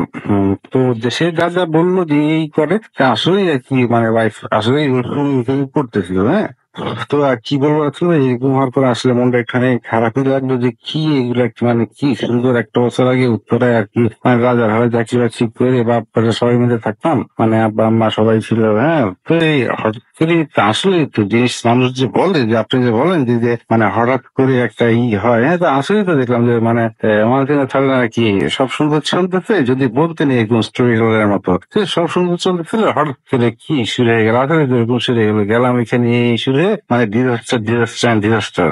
তো এরপরে হলো কি উনি বললেন যে আমাকে এক জায়গার কথা যে ভাই এটা তো কাটাতে হবে, আপনি যে পাপড়ি দিতেছেন না, এটা তো আছে যে আপনাকে জিন চালানো করে দেখতে হবে যে কিভাবে এটা থেকে মুক্তি পাওয়া যায়। তো উনি আবার গ্লাসের দিকে তাকালেন, তো আমি বসে আছি বাসলে আমি তো গ্লাস দিকে তাকিয়ে দেখলাম কি দিয়ে এটা মানে মনে হচ্ছে গ্লাসের ভিতরে ভাই জানি না কেন আর কি, হ্যাঁ, কিন্তু মনে হয় যে এটা কাছের মানে মানে একটা চারকোনা ইসের মতো মনে হয়, মানে হয়তো পানির বাবলের জন্য ইসের মতো, আর ভিতরে মানে একটা বেবি থাকবে যেরকম হয় দূর থেকে দেখে এরকম লাগতেছে। হ্যাঁ, তো আমি বললাম এরকম বলে যে বাচ্চাটা কি মানে এরকম বক্সের মতো ভিতরে দেখে আমাকে হ্যাঁ, তো আমি বসে আছি। তো উনি আবার হচ্ছে চোখ বন্ধ করলো, দেখলাম চোখ বন্ধ করে একটা কেমন জোরে শ্বাস নিয়ে বসে তাড়াতাড়ি করে দেখি ওনার শরীর বন্ধ করলো, বললো যে ভাই আমি তো শরীর নাই ভুলে গেছি, এটা তো ভাই আমার চাপ দিয়ে ধরছিল। হ্যাঁ, তো আমি মানে বুঝলাম যে বলতেছে যে নাগিন যে হ্যাঁ মানে মানে আমার সুপার লাভার জন্য কি আমার এখানে ফলো আপে আছে আর কি। হ্যাঁ, ও আর কি তারা চাপ দিয়েছিল, বুঝছেন। তা কি বলবো আসলে মনের দুঃখে বলতেছি আর কি। তো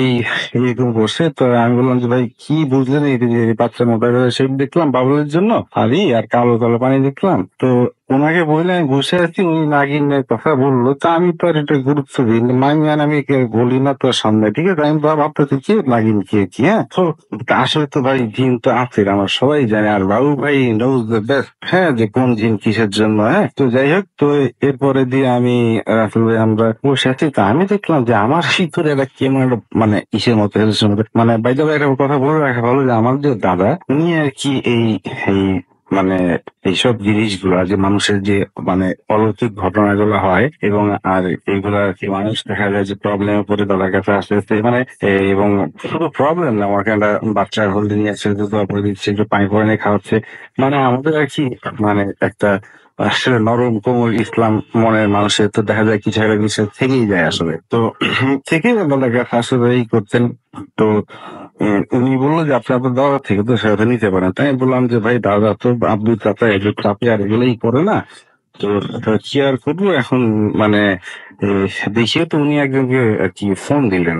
তো উনি তার আসলে ঠিক আমি আপনাকে যে কথা বললাম না, ঠিকই আর কি আমাকে যে আমার এই বড় ভাই যা বললেন, ওই ওই ওনাকে যে ফোন করা হয়েছে আরেক ডিস্ট্রিক্টে আর কি। উনি খুবই একজন মানে কি মানুষ, পায় একটা মানুষ, এবং মেবি আর কি উনি এগুলো খুব ভালো বোঝেন বা জানেন আর কি। তো উনি রাসেল ভাই শুনে ওনার আমাকে আমার এই বড় ভাই বললো যে এই আপনি যে কথা বললেন, তো আমি এই বললাম, আর উনি এই বড় ভাই বললো যে ঠিক আছে, তাহলে আপনি একটুখানি ভালো মতো ওর কথা তো শুনলেন, তা আপনি একটু আমার ফোন করে জানান তো আসলে কি ব্যাপারটা।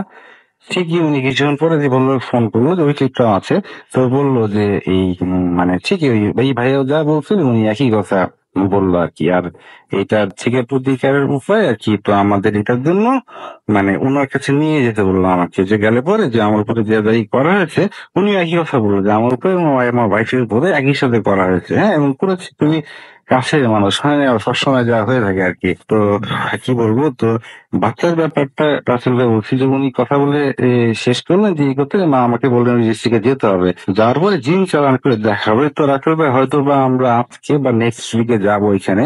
তো ওইখানে যে যা হয় ভাই, জিম চালানোর ব্যাপারটা, হ্যাঁ, তো ওই কবির খুবই একজন মানুষ আছেন, তার কাছে যাচ্ছি আমরা। তো ওইটাও আর কি আমি মানে যদি করা যায় রেকর্ড করে ওইখানটাই লাইভ রেকর্ড করে আমি ক্লিপটা পাঠাবো, অথবা আমি শুনে আপনাকে বললাম। হ্যাঁ, আপনি যেটা বলেন, আপনি যেটা ভালো মনে করেন আসলে ওটা খুব শোনালেন। তো এরপরে আসলে ভাই একটা জিনিস হলো, এটা নর্মাল ব্যাপার। আমি দেখতেছি কি আমার কাছে মনে হচ্ছে, আমি জানি না কেন, যে আমি যে মানে দেখতেছি যে বাচ্চাটি যে মনে হচ্ছে যে আমাদের কেউ মানে ই করতেছে, যে আসলে যে শিয়ান তোমার মানে বউ বাচ্চার সাথে এরকম করা হয়েছে।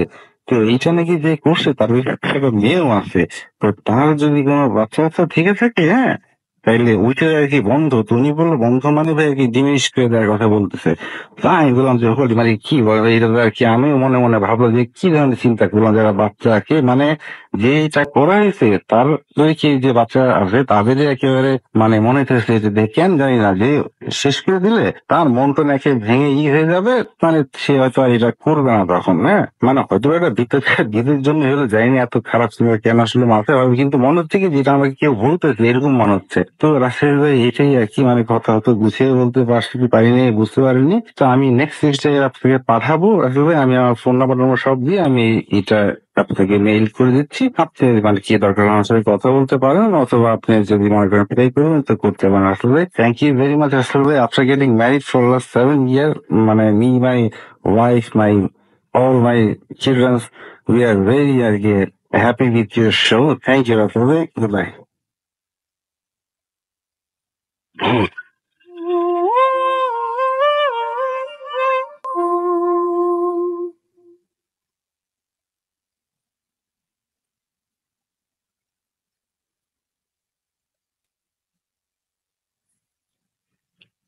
Welcome back. The night comes live with গ্রামীণ ফোন। আশা করছি যে আজকের হোতাফেম জমজমাট হয়ে উঠেছে ইতিমধ্যে, এবং আপনাদের কাছে ভালো লাগছে, এবং আশা করব সেটাই। এখন চলে যাব সরাসরি আবারও ঘটনায়, তবে তার আগে বলি যে আপনারা যারা স্টুডিওতে আসতে চান, আমি খুবই অপেক্ষা করে থাকি যে কারা বলবেন যে স্টুডিওতে আসবেন এবং কাদের ঘটনা শেয়ার করবেন, সেই জন্য আমি খুব উদ্গ্রীব হয়ে থাকি। তো সেই জন্য আপনাদেরকে জানাই যে যারা স্টুডিওতে আসতে চান অবশ্যই আমাদের ঘটনা লিখে পাঠান। আমাদের অ্যাড্রেসটা হচ্ছে bhutfm@radio40.fm, which is BHWFM@radio.fo@radio.fm। আপনার নাম, ঠিকানা এবং ফোন নাম্বার সহ আপনার জীবনে ঘটে যাওয়া বা আপনার জানা সেরা ঘটনা লিখে পাঠিয়ে দিন আমাদের কাছে। ঘটনার শুরুতে অবশ্যই উল্লেখ করুন যে ঘটনাটি আপনি স্টুডিওতে এসে শেয়ার করবেন, নাকি আপনি চান আপনার ঘটনা আমরা পড়ে শোনাই। যারা দেশের বাইরে রয়েছেন তারা অডিও ক্লিপ পাঠাতে পারেন বা লিখেও পাঠাতে পারেন আমাদের ঘটনাটি। আমরা চলে যাব আমাদের প্রথম অতিথির কাছে আরো একবার, এবং তার যে দ্বিতীয় ঘটনাটি আছে সেই দ্বিতীয় ঘটনাটি আমরা শুনে আসব। আশা করছি এই ঘটনাটিও আপনাদের অনেক অনেক অনেক ভালো লাগবে। চলুন শুনে আসছি ঘটনাটি। আপনার নামটা প্লিজ আরো একবার বলবেন, আপনি কোথা থেকে এসেছেন সেটা বলবেন, তারপর আপনার ঘটনায় যাব আমরা। আসসালামু আলাইকুম রাসেল ভাই, আমি ইসমাইল সুমন আজান মোহাম্মদপুর থেকে এসেছি। জি, আপনার প্রথম ঘটনাটি সবাই অলরেডি অনেক প্রশংসা করেছে, আশা করছি দ্বিতীয় ঘটনাটিও সবার ভালো লাগবে। জি রাসেল ভাই, আমি এখন আমার দ্বিতীয় যে ঘটনাটি শেয়ার করব, এই ঘটনাটি রাসেল ভাই এখন থেকে আরো 80 থেকে 90 বছর আগের ঘটনা। আচ্ছা। সেটি হচ্ছে বাংলাদেশের বেনাপোল সীমান্তবর্তী কোনো একটি গ্রামে সেই ঘটনাটি হচ্ছে একটি হিন্দু মেয়েকে কেন্দ্র করে। তো আমি চলে যাই রাসেল ভাই আমার মূল ঘটনায়। তো ঘটনাটি ঘটে এখন থেকে আরো ৮০-৯০ বছর আগে। তখন সদ্য বিবাহিত একটি মেয়ে, হিন্দু পরিবারের একটি মেয়ে তার বাবার বাড়িতে বেড়াতে যায়। বিয়ের কিছুদিন পরেই তার বাবা বাড়িতে বেড়াতে যায়। তো তার বাবার বাড়ি থেকে সে কয়েকদিন থেকে যখন তার স্বামীর বাড়িতে আসবে, তো এমন টাইমে তার মা, তার ফ্যামিলির মানুষ তার স্বামীর জন্য কিছু মাছ, বড় বড় মাছ ভেজে তার সাথে করে দিয়ে দেয়, যে তার স্বামীকে বাসায় নিয়ে সেগুলো খাওয়ানোর জন্য। তো রাসেল ভাই একটু বলে রাখি, তো ওই মেয়েটি আর কি সদ্য বিবাহিত ওই নববধূটি তার ভাইয়ের সাথে যখন রওনা দেয় সেটা দুপুরের পরে। তো তখন যেহেতু রাস্তাঘাটের অবস্থা তেমন ভালো ছিল না, এবং সেই মেয়েটির বাবা বাড়ি থেকে তার স্বামীর বাড়ি রাস্তার দূরত্বটা ছিল 10 থেকে 12 কিলোমিটার আনুমানিক। তো রাসেল ভাই এই পথটা একটু হরর ছিল। হরর বলতে আপনার এই পথটার মধ্যে দিয়ে কয়েকটা জিনিস অতিক্রম করতে হয়। মূলত রাতে কেউ একা এই রাস্তা দিয়ে চলাচল করে না, একটু একটু হন্টেড প্লেস ছিল। তো যাই হোক, তো এই রাস্তার মধ্যে রাসেল ভাই পুরানো একটি শ্মশান পড়ে, এবং একটি পরিত্যক্ত জমিদার বাড়ি পড়ে, এবং কিছু দূর চলে আসলে ঝোপঝাপ পেরিয়ে একটা পচা ডোবা এবং একটি কবরস্থান পড়ে। এই টোটাল এই জিনিসগুলোকে অতিক্রম করে কিন্তু ওই মেয়েটাকে তার শ্বশুর বাড়িতে আসতে হবে, মানে স্বামীর বাড়িতে আসতে হবে। তো তারা আর কি ভাই বোন দুইজন, মানে ওই মেয়েটি এবং মেয়েটির ভাই, ওরা দুইজন মিলে আহ তাদের বাড়ি থেকে দুপুরবেলা খাওয়া দাওয়া করে রওনা দেয়। তো তারা কথা বলতে বলতে রাসেল ভাই অর্ধেকটা পথ চলে আসে। তো তারা যখন ওই শ্মশানটা পার করে জমিদার বাড়ির কাছাকাছি কয়েক গছের মধ্যে যাবে, এর মধ্যে রাসেল ভাই মেয়েটা যখন সেই মাছের যে হাড়িটা ছিল পলিথিন দিয়ে মুখটা বাঁধা একটা রশি দিয়ে হাতের মধ্যে মেয়েটার হাতে ছিল। তো মেয়েটা যখন আসতেছে, যাওয়ার পথে জমিদার বাড়ির কাছাকাছি চলে আসছে, তখন যে সে একটু অন্যরকম একটু অনুভব ফিল করে। দেখা যায় কি মেয়েটা একটু আর কি হঠাৎ করে একটু গরম বাতাস মেয়ের গায়ে লাগে। তো মেয়ে ওটা ওরকম ভাবে নেয় না। তারা দুই ভাই বোন কথা বলতে বলতে চলে আসে। তো যখন তারা ঠিক ওই পচা ডোবাটির পাশাপাশি একদম কাছাকাছি চলে আসে, মেয়েটিকে মেয়েটিকে এমন জোরে কি যেন একটা ধাক্কা মারে, অদৃশ্য কি যেন একটা ধাক্কা মারে, মেয়েটি সেই মাছের হাঁড়িটি নিয়ে সেই পচা ডোবার মধ্যে পড়ে যায়। তো পচা ডোবার মধ্যে যখন সে পড়ে যায় রাসেল ভাই, তখন তার ভাই সেই মেয়েটিকে ওই ডোবা থেকে উঠায়, মাছের হাঁড়িটি সহ তাকে উঠায়। উঠানোর পরে তার পুরো কাপড় চোপড় যেহেতু ভিজে ছিল, তো আমরা জানি যে হিন্দুদের পরিবার একটু রক্ষণশীল পরিবার হয়ে থাকে, আর যেহেতু ওরা ব্রাহ্মণ ছিল এবং খুবই সেন্সিটিভ ফ্যামিলি ছিল, যে এই ভিজা কাপড়ে যদি তার শ্বশুর বাড়িতে মানে তার স্বামীর বাড়িতে যায়, তখন নানা রকম প্রশ্ন উঠতে পারে। তো মেয়েটা তার ব্যাগের মধ্যে যে কাপড় চোপড় ছিল ওইখান থেকে আরেকটা কাপড় নিয়ে সে ওই দোবাটার পাশে একটা ঝোপের মধ্যে যে তার কাপড় চোপড় চেঞ্জ করলো রাসেল ভাই।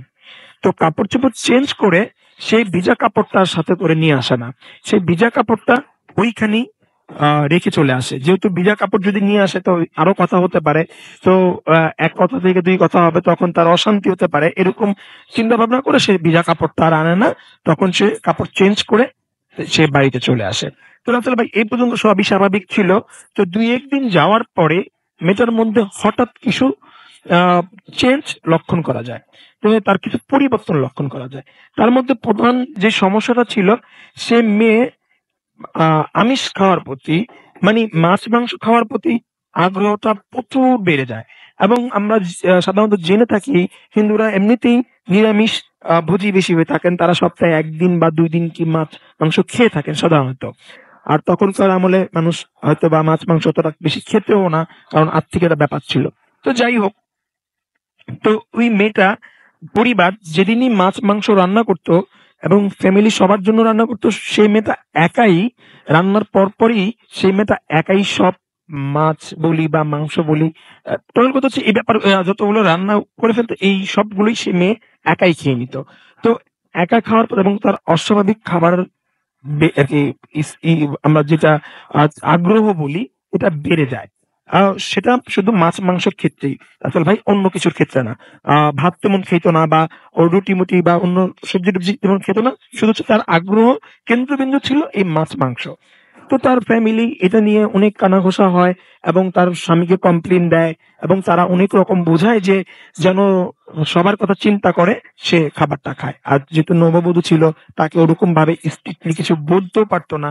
তো যাই হোক, তো তারপরেও যখন দেখলো যে না, মেয়েটি তার খাওয়ার আগ্রহতা বা প্রবণতা কমাচ্ছে না, যে সে এরকম কারোর কথা চিন্তা করছে না, সে একাই সব খেয়ে নিচ্ছে, তখন তারা চিন্তা করলো কি, যে ঠিক আছে, মাছ মাংস রান্নাই বন্ধ করে দাও।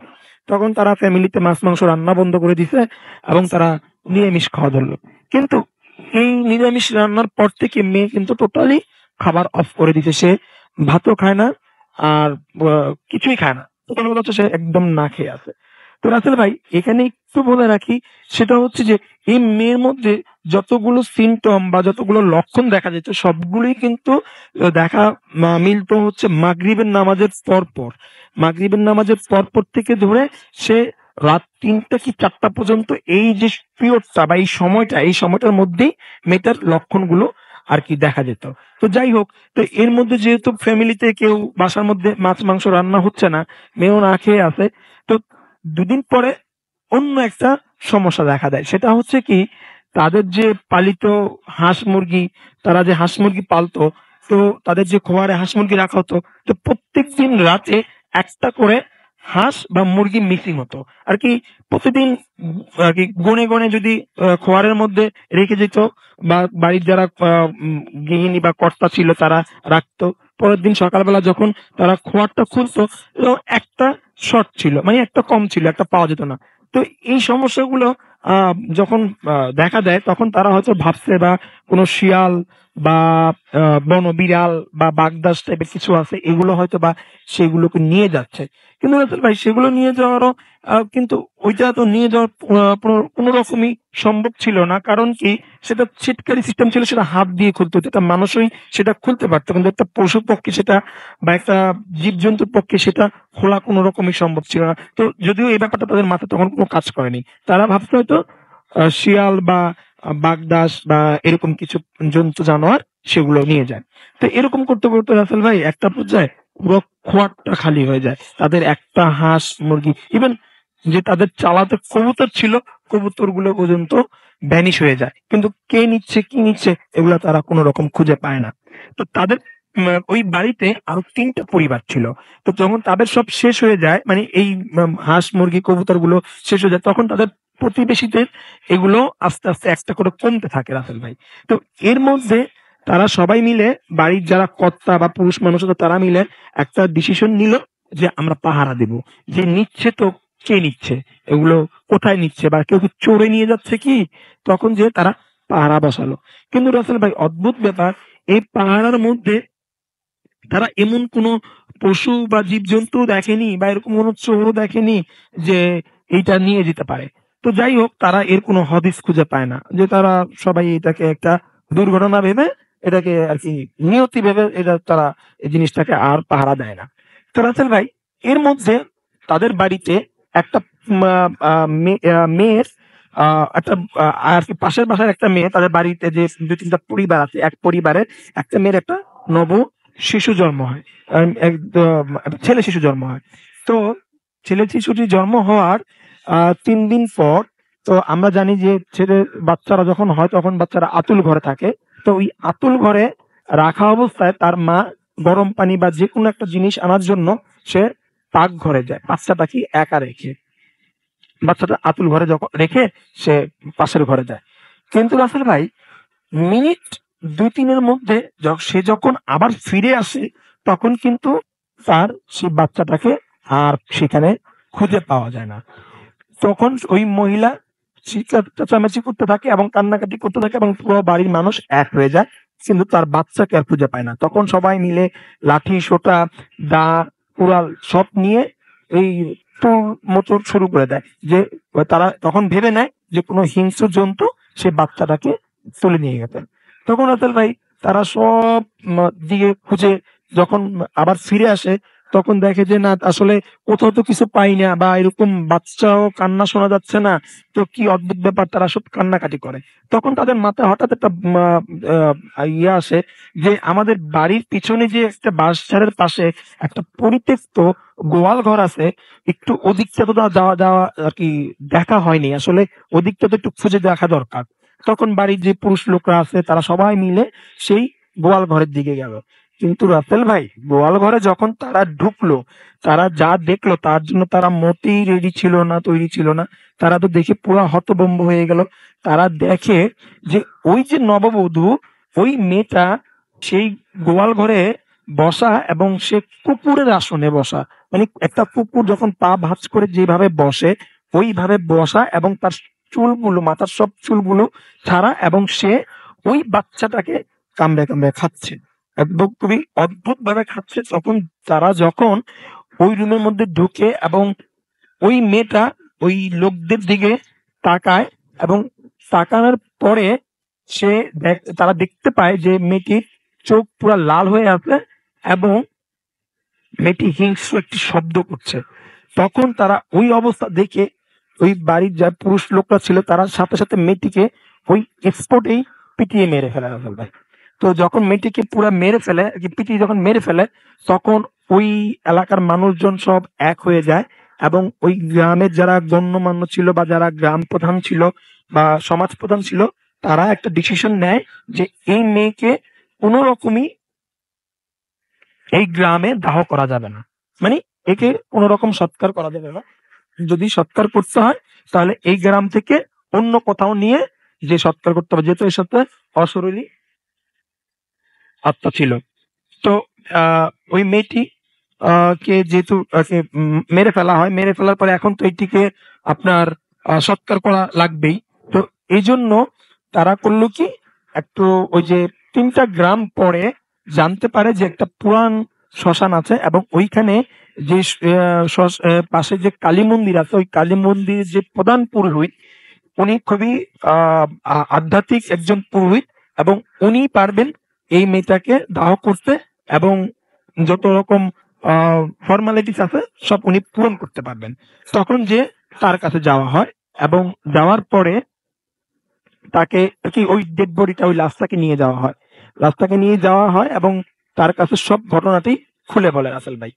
তো খুলে বলার পরে সে ওই মেয়েটির যে হাজবেন্ড, মেন স্বামী, সবকিছু ব্যবস্থা করে দিয়ে তারা ওই ডেড বডিটাকে বা ওই মেয়ের লাশটাকে দিয়ে তারা চলে আসে। তারা আর ওইখানে মোটেও থাকতে চায় না, এবং কেউই থাকতে চায় না। তখন ওই যে পুরোহিত আছেন, ওই শ্মশানের যে পুরোহিত, প্রধান পুরোহিত, ওই পুরোহিত বলে যে ঠিক আছে, আপনারা চলে যান, আমরা একে অন্তিম ক্রিয়া করে দেব, বা এই যা যা দরকার সব আমরা করে দেব। তখন যে তারা চলে আসে, তো ওই শ্মশানের যে প্রধান পুরোহিত এবং ওনার যে সহকারী পুরোহিত ছিল, ওই সহকারী পুরোহিত মিলে যত রকম ক্রিয়াকলাপ আছে বা যত ধরনের ফর্মালিটিস করা দরকার একটা মানুষকে পড়ার জন্য, তো সেজন্য তাড়াতাড়ি ওরা সে ব্যবস্থা করে। তো রাসেল ভাই, এর মধ্যে ওই যে পুরোহিতের যে সহকারী পুরোহিত ছিল, সে আর কি হঠাৎ করে অসুস্থ হয়ে পড়ে। তো হঠাৎ করে অসুস্থ হয়ে যাওয়ার পরে তাকে নিয়ে আর কি তাকে বলা হয় যে তুমি বাড়ি চলে যাও, একে আমি নিজেই একাই আর কি দাহ করতে পারবো, আমার কোনো সমস্যা হবে না। তখন যে সে প্রধান পুরোহিত ওই মেয়েটিকে ওই কাঠের মধ্যে রেখে, মানে শোয়ার আসনে যখন মেয়েটাকে অগ্নিদাহ করা হবে ওরকম পজিশনে রেখে সে একটি বিশেষ পূজা করতে বসে, যে পূজাটা করলে সে তার সাথে যে অশরীরী আত্মা ছিল যেন পরে কোনো রকমই কোনো সমস্যা না হয়, এজন্য সেটা বিশেষ পূজা করতে বসে। এবং পূজা যখন শুরু করে তখনই উনি কিছু কিছু অদ্ভুত লক্ষণ দেখতে পারে, যে তার পূজাটা কমপ্লিট করার জন্য যত রকম আর কি ক্রিয়াকলাপ করা লাগে তার সব একটার পর ভুল হচ্ছে, একটার পর একটা ভুল হচ্ছে, তারপরে সে কন্টিনিউ এটা করতে থাকে। তো যখন তার পূজাটা অর্ধেক প্রায় শেষ, তখন ওই শ্মশানের পাশেই একটা বড় বট গাছ ছিল, এবং ওই বট গাছের নিচে বসে একটা বিকট কান্নার শব্দ পাওয়া যায়, যে অনেক জোরে জোরে একজন লোক কান্না করতেছে। তখন পণ্ডিতের কানে আসে, ওই পুরোহিতের কানে আসে যে যে কেউ একজন কান্না করতেছে। তখন যে উনি জোরে জোরে বলে ওইখানে কে, কোনো শব্দ হয় না। দ্বিতীয়বার বলে ওইখানে কে, কোনো শব্দ হয় না। তৃতীয়বার জোরে বলে ওইখানে কে কান্না করে। তখন যে ওই লোকটা মানে ওই অশরীরী আত্মা বলি বা যাই বলি, ওইটা আর কি বলছে যে আমি আর ওই মেয়েটা আর কি ওই লাশটা হচ্ছে আমার মেয়ে। তো আপনি আমার ওই লাশটাকে, আমার মেয়েটাকে আমার কাছে বুঝিয়ে দিয়ে দেন, আমি লাশটাকে নিয়ে যাই। ওর মা লাশটাকে দেখার জন্য কান্নাকাটি করছে। তখন সেই পণ্ডিত বলে যে আপনাকে দিয়ে দেব, তো আপনি আসেন, আর এত রাতে আপনাকে লাশ দিব, আপনি নিবেন কিভাবে? রাস্তায় কত রকম জীবজন্তু, কত রকম বিপদ আপদ আছে, আপনি এখন নিতে পারবেন না।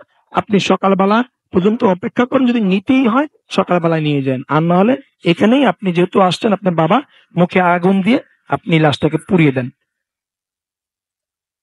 তখন যে আপনার ওই লাশটাকে পুরাণের যখন আহ্বান জানানো হয়, তখন ওই লোকটা আর আসে না। ওই লোকটা ওইখানে বসে একটা পর্যায়ে বিরক্ত অবস্থায় সে বলে যে আপনাকে বলছি লাশ দিয়ে দেওয়ার জন্য, আপনি দিয়ে দেন, নাহলে আপনার ক্ষতি হবে। তখন উনি একটু অচম্বিত হয়ে যায়, কি ব্যাপার, উনি এইভাবে কথা বলছে কেন? তারপর উনি ওনার পূজার আসন থেকে উঠে তো সামনে আগায়। সামনে আগায়ে উনি যখন সামনে আসে, তখন তার হাতে একটি ওটা ছিল, লটি ছিল, লটির মধ্যে গঙ্গা জল ছিল, এবং তার হাতে একটি শিবের ত্রিশূল ছিল। এটি নিয়ে সে সামনে আসে। যখন সামনে আগায়, তিনি নাকের মধ্যে হঠাৎ বাজে তীব্র একটি গন্ধ অনুভব করেন, এবং উনি এমন একটা গন্ধ অনুভব করে যে কিছু একটা পচে, অনেক ভয়ানক যেটা গন্ধ হয়, এরকম গন্ধ অনুভব করে। যতই উনি ওই লোকটার সামনে যান, ততই উনি এই গন্ধটা অনুভব করেন।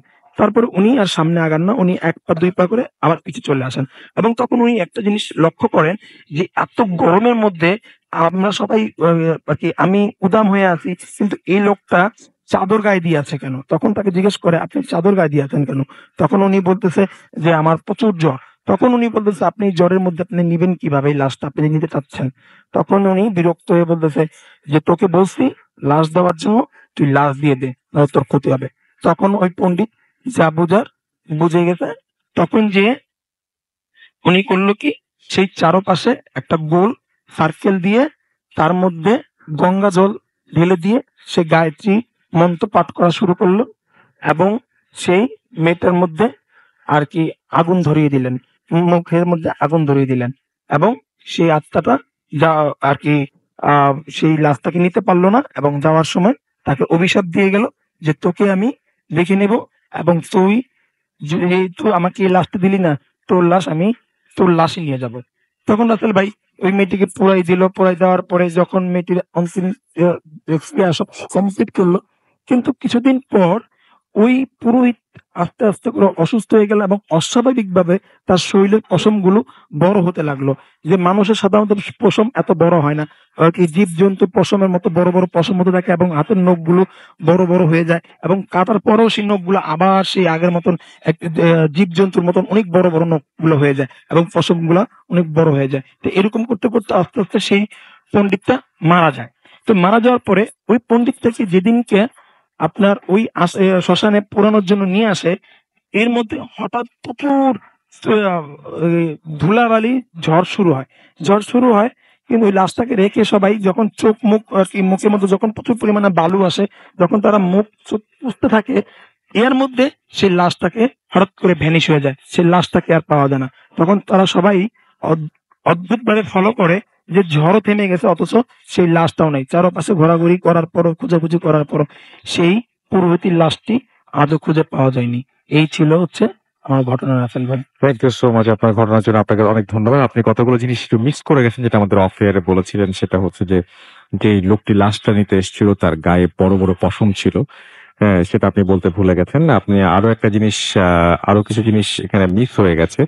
তারপরেও আপনার ঘটনার জন্য আপনাকে অনেক ধন্যবাদ। আমরা চলে যাব আমাদের পরবর্তী অতিথির কাছে, এবং তার কাছ থেকে আমরা ঘটনা শুনবো। আর নামটা প্লিজ একটু বলবেন, তারপর আপনার ঘটনায় যাবো আমরা। কোথা থেকে এসেছেন সেটাও বলবেন, তারপর তার ঘটনায় যাবো। অবশ্যই। আসসালামু আলাইকুম রাসেল ভাই। আমি আসছি উত্তরা থেকে। আমি সৈয়দ মাহবুব আলম, তিতুমির কলেজে আমি দ্বিতীয় বর্ষে সমাজকর্মী নিয়ে পড়াশোনা করছি। তো আমার যে ঘটনাটা, এটা হচ্ছে আমার গ্রামের বাড়ির ঘটনা। 2015 সালের মেবি এটি ঘটনা। এটি আমারই দেখা, এখনো কন্টিনিউয়াস চলছে, বাট এর কোনো সলিউশন হচ্ছে না। তো ফার্স্টলি আমি যে কথাটা বলতে চাইবো, আমার বাড়ির যে আহ, ঘটন সেটা আমি বলবো। অর্থাৎ প্রথম হচ্ছে আমাদের যে মেইন রাস্তা, তারপর হচ্ছে একটা জঙ্গল, তারপর হচ্ছে আমাদের বাড়ির যে বাসস্থান অর্থাৎ ঘর। সো আমাদের অল টাইম যাতায়াত করার জন্য ওই জঙ্গলের মধ্য দিয়ে একটা রাস্তা আছে, সেই রাস্তা দিয়ে আমাদের ওভারকাম করতে হয় বাড়িতে প্রবেশ করার জন্য। সো আমরা অল টাইম এখান দিয়ে প্রবেশ করি। সো যে ঘটনাটা ঘটেছিল আমার চাচার সাথে, ওনার নাম হচ্ছে মোহাম্মদ হেলাল মিয়া। সো এই ঘটনাটা হচ্ছে মূলত ওনার একটি নেশাকে কেন্দ্র করে। অর্থাৎ উনি মাছ ধরতে একটু বেশি পছন্দ করতেন। মাছ ধরাটা ওনার একটা নেশা বলা যায়। প্রচন্ড ভালোবাসেন মাছ ধরাটা। তো আমাদের গ্রামে যেহেতু এই বিষয়টা অনেক ইজি, অর্থাৎ মাছ ধরার যে বিষয়টা অনেক ইজি, বাড়ির পাশে গেলে পাওয়া যায়। স্পেশালি এটা বর্ষাকালে, বর্ষাকালে বাড়ির পাশে গেলে মাছ পাওয়া যায়। তো কিন্তু সেটা রাতের বেলা, রাতের বেলাতে যখন সবকিছু নিস্তব্ধ থাকে, তখন রাতের বেলাতে মাছ ধরার জন্য একটি পারফেক্ট টাইম। বাট এই পারফেক্ট টাইমের মধ্যে মাছ ধরার জন্য অবশ্যই দুজন অথবা তিনজন, অর্থাৎ কাউকে সাথে নিয়ে যেতে হয় মাছ ধরার জন্য। বাট যেদিন ঘটনাটা ঘটেছিল, আমার যিনি চাচা, কাউকে না পাওয়ার কারণে ওনার প্রচন্ড ইচ্ছা, উনি আজ মাছ ধরবেনই। ওয়েদারটা ছিল একটু অবশ্যই পারফেক্ট ওয়েদার, যার জন্য উনি কাউকে সাথে না নিয়ে চলে গেলেন মাছ ধরার জন্য। তো উনি আহ, সবার থেকে মাছ একটু ভালো ধরতে পারেন, যার জন্য একা চলে যাওয়ার পর, ঘটনাটা কি ঘটেছিল আমরা একটু শুনি প্লিজ। জি অবশ্যই। তো মাছ ধরে যখন উনি ফিরছিলেন রাত্র, তখন মেবি 2টা+ বাজে, তখন যিনি আমাদের যে জঙ্গলটা যখন উনি ওভারকাম করছিলেন বাড়িতে প্রবেশ করার জন্য, তখন ওনার গায়ে একটু হালকা গরম বাতাস উনি অনুভব করতে পারেন। যখন তিনি এমনকি অনুভব করেন, উনি বুঝতে পেরেছিলেন, বাট কারোর সাথে সেটি শেয়ার করেননি। শেয়ার না করার পর পরদিন মেবি হঠাৎ করে উনি মাটিতে পড়ে গড়াগড়ি খেতে লাগলেন। সো এই বিষয়টা অবশ্যই একটু অড টাইপের। কেউ বুঝতে পারে না হঠাৎ করে কি এমনটি হলো। উনি কোনো শারীরিকভাবে অসুস্থ ছিলেন না, কোনো ডিপ্রেশনে ছিলেন না। সো সবাই একটু ভিড় করছিলেন, বাড়িতে যারা ছিলেন সবাই ভিড় করছিলেন, আমিও ছিলাম তখন। তো দেখতে লাগলাম ওনার যে বডি ল্যাঙ্গুয়েজ, অর্থাৎ হাত পা অস্বাভাবিক ছোড়াছুটি করছে, কিছু কথা বলছে না, কেউ কাছে যেতে পারছে না, হাত পা যেখানে ইচ্ছে সেখানে ছড়াছড়ি করছে। জি, তারপরে কি? জি। তারপর হচ্ছে লাস্ট মেবি 30 মিনিট হবে, 20 or 30 মিনিট এমন সময় ধরে এটি চলতে লাগলো, কেউ পাশে যেতে পারলো না। জি। তো তারপর হঠাৎ করে উনি স্বাভাবিক হলো। স্বাভাবিক হওয়ার পর ওনাকে অনেক কোশ্চেন করা হলো, বাট উনি কিছু বলতে পারলো না। এভাবে রাসেল ভাই কিছুদিন পরপরই চলতে লাগলো, মেবি সপ্তাহে 2 দিন 3 দিন এমনটি হতে লাগলো। এটা কন্টিনিউয়াসলি চলার পর আমরা সবাই অনেক হুজুর, তারপর হচ্ছে জারফুক যেটাকে বলে, এটা করানো হলো, বাট কোনো কিছু এর মাধ্যমে হলো না।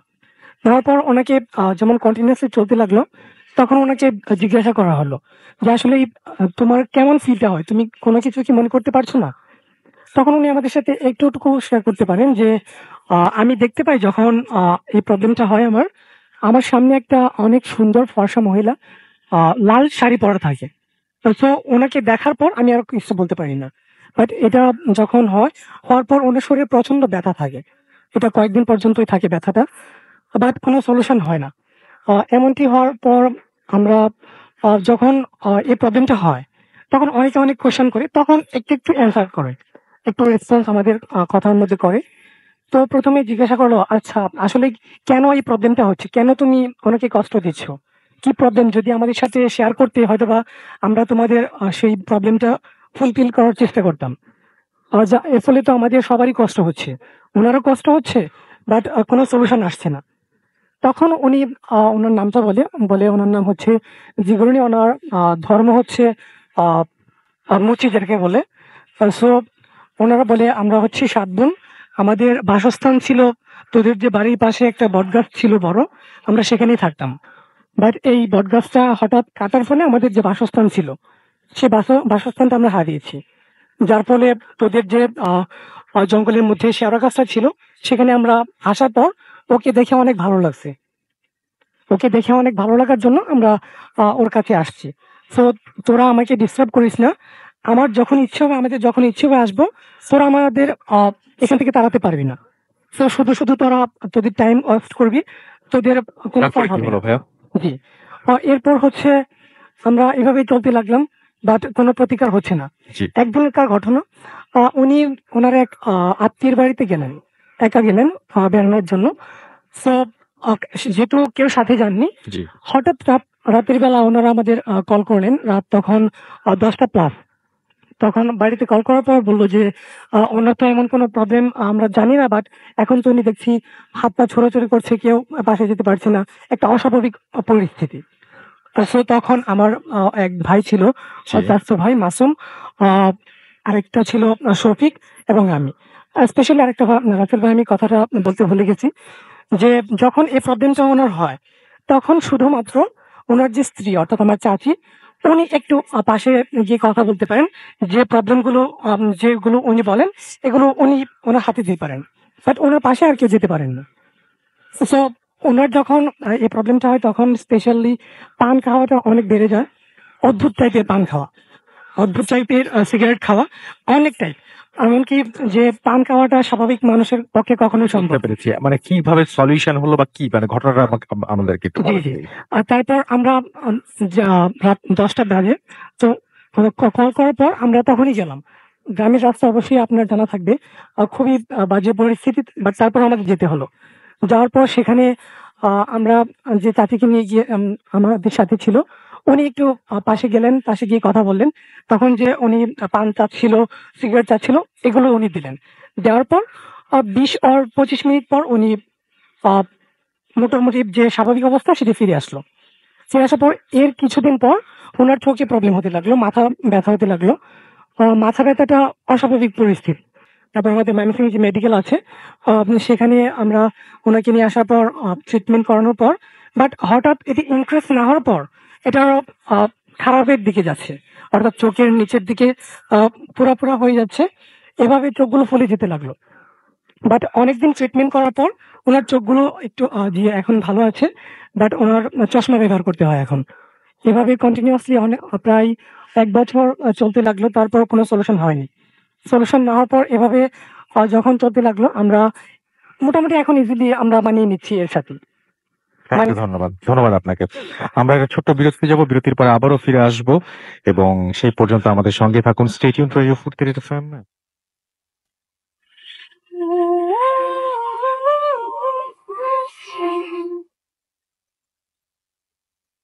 Yes, the night comes alive with coming phone. You're listening to Radio Food Terror FM. ঘড়িতে সময় রাত 1:52 অর্থাৎ বুঝতেই পারছেন আমাদের হাতে আর সময় নেই। কমেন্ট পড়ার ইচ্ছা ছিল, বাট এখন আর সেটা সম্ভব হচ্ছে না। আজকের মতো আমাদের এখানে বিদায় নিতে হচ্ছে। কথা হবে আবারও আগামী শুক্রবারে। সেই পর্যন্ত আপনাদের ইমেইলের অপেক্ষায় থাকবো। আপনাদের ইমেল অ্যাড্রেস তো জানিয়েই দিয়েছি, তারপরেও আরো একবার জানিয়ে দিই। আমাদের ইমেল অ্যাড্রেস হচ্ছে foodfm@radiofurti.fm, which is BHTTFM@radiofurti.fm। আপনার নাম, ঠিকানা এবং ফোন নাম্বার সহ আপনার জীবনে ঘটে যাওয়া বা আপনার জানা সেরা ঘটনা লিখে পাঠিয়ে দিন আমাদের কাছে। ঘটনার শুরুতে অবশ্যই উল্লেখ করুন যে ঘটনাটি আপনি স্টুডিওতে এসে শেয়ার করতে চান, নাকি আপনি চান আপনার ঘটনা আমরা পড়ে শোনাই। যারা দেশের বাইরে রয়েছেন তারা সরাসরি অডিও ক্লিপ পাঠাতে পারেন বা লিখেও পাঠাতে পারেন ঘটনাটি। আমরা আজকের মতো এখানে বিদায় নিচ্ছি। কথা হবে আবারও আগামী শুক্রবার ইনশাল্লাহ। সেই পর্যন্ত সবাই ভালো থাকুন, সুস্থ থাকুন, সুন্দর থাকুন, মোস্ট ইম্পর্টেন্টলি ফুর্তিতে থাকুন। আজকের মতো এখানেই বিদায় নিচ্ছি। টাটা।